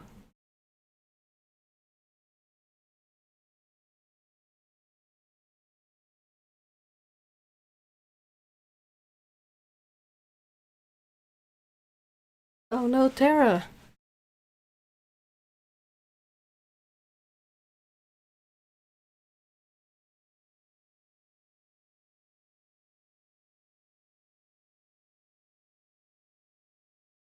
Or Queen Gold. It's beautiful, Queen Gold, but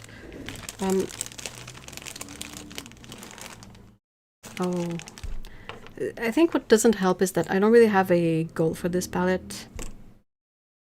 So I'm kind of all over the place. I have super bright colors and then like really muted colors that I like, and I really like the earth tones, but I don't know what I want to do with this. If I knew, it would be much easier to figure out a palette. I'm only going off vibes, which is not the best way to... Like, oh, let's have Cobalt Violet Light. It has a really fun granulation that you can mix with other stuff and get something cool, but... Okay, now what?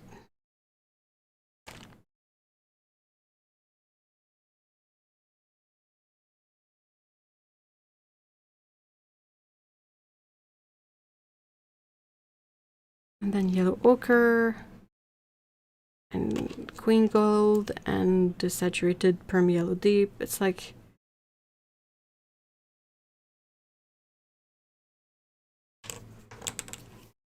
Nah. Sorry.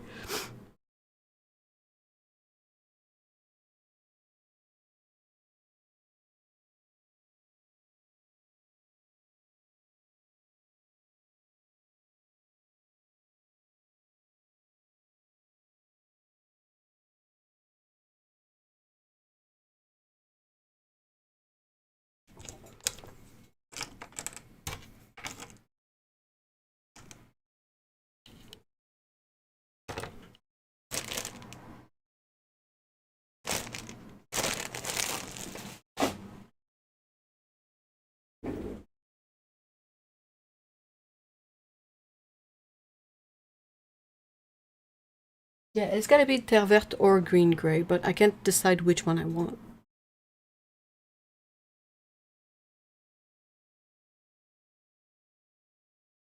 the moment I'm trying to make a palette with bright colors, have more mixing up. Yeah, definitely having more vibrant colors will be more versatile. That's for sure. But yeah, it really depends on what you want to use a palette for. Like, let's say you want to go urban sketching with a specific palette, and you're gonna do it in like an area with a lot of building and whatnot. You might want to have a ready-made gray accessible, because if it's a color you're gonna use a lot, it's interesting to have it readily available. So the Mars Violet is here. This one has a cat on it. Burnt sienna. Umber. Umber is already there. Burnt umber. Sepia. Oh, their sepia is nice. I really like it. More sepia. More yellow ochre. Burnt sienna. So I already have a burnt sienna, so I will put this back. Raw umber. Raw umber. Oh, raw umber is kind of goopy. Not. The raw sienna is also a bit goopy, so. Yeah, ochre. Mars yellow, another discontinued color. This pigment still exists if you go to like Winsor and Newton. It is PY 119. It is a really lovely, like yellow, kind of like yellow ochre kind of color.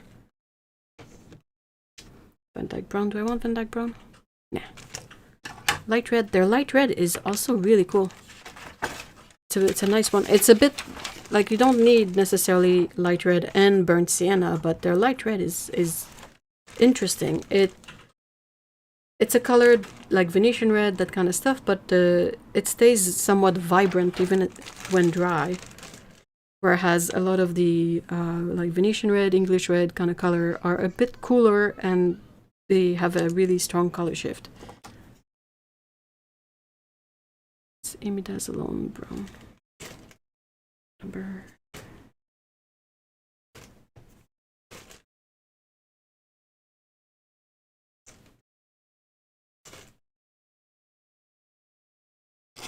Indian red is also really nice. I haven't come across it, have I?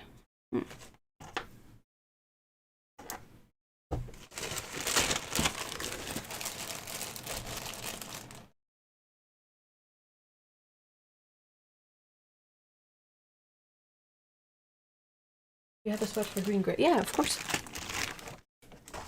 It's this one here.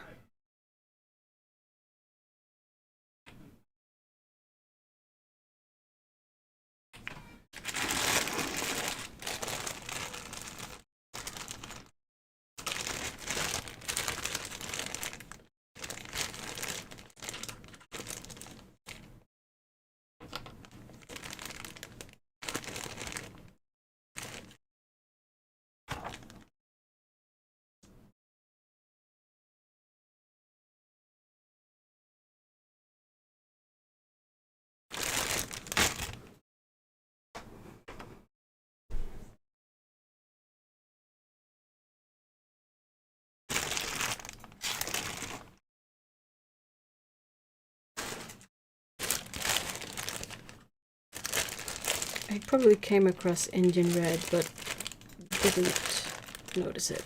Do I want it? Oh, it's nice. They're all nice. That's that's my problem. Dang it.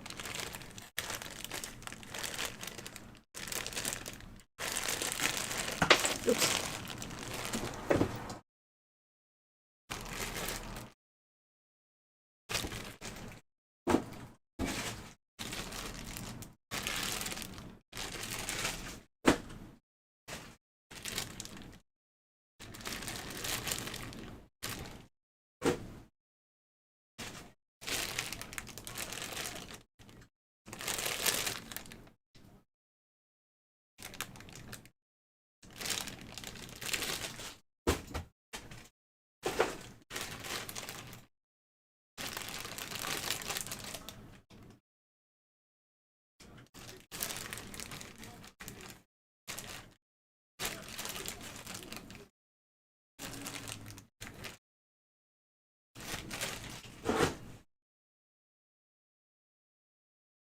Yeah, I really like that kind of green too. Very easy to use.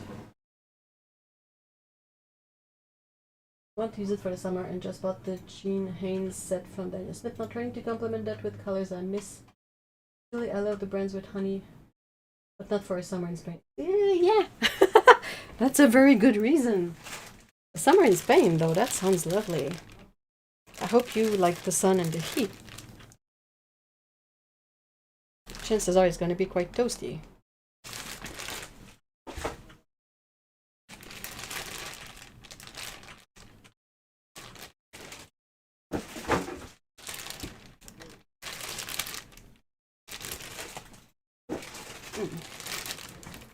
Well, maybe I ran out of Indian red. That would be the one that I don't have on hand. Or I only have a small tube and it's hidden somewhere, so good luck. How many is that? Sis.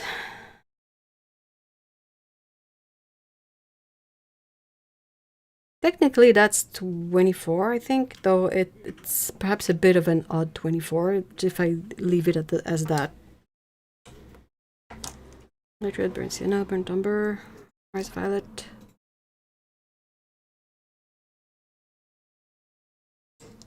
Or sepia. So,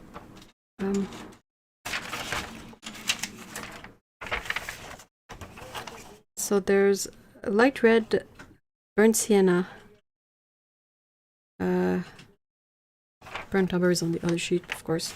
Burnt umber, Mars violet is here, then umber, and then sepia.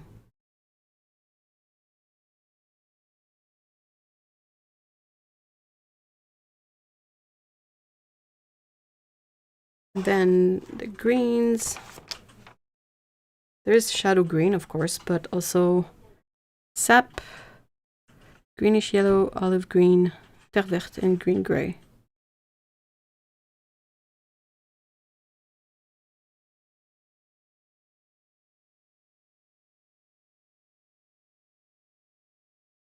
I don't know. I'm a bit more confident in these, like 12 colors here. I'm good with these, but the other 12 colors, it's difficult. And I think it's gonna be a struggle for another day. Though I'm gonna have ivory black in there. Because I paint black cats. So I like to have ivory black just for that. But yeah, I'll have to think about it some more.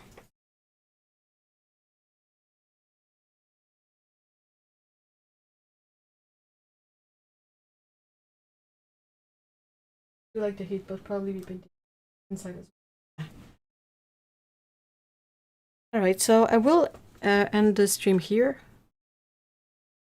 for today. Thank you so much, guys, for tagging along as I struggle through selecting colors.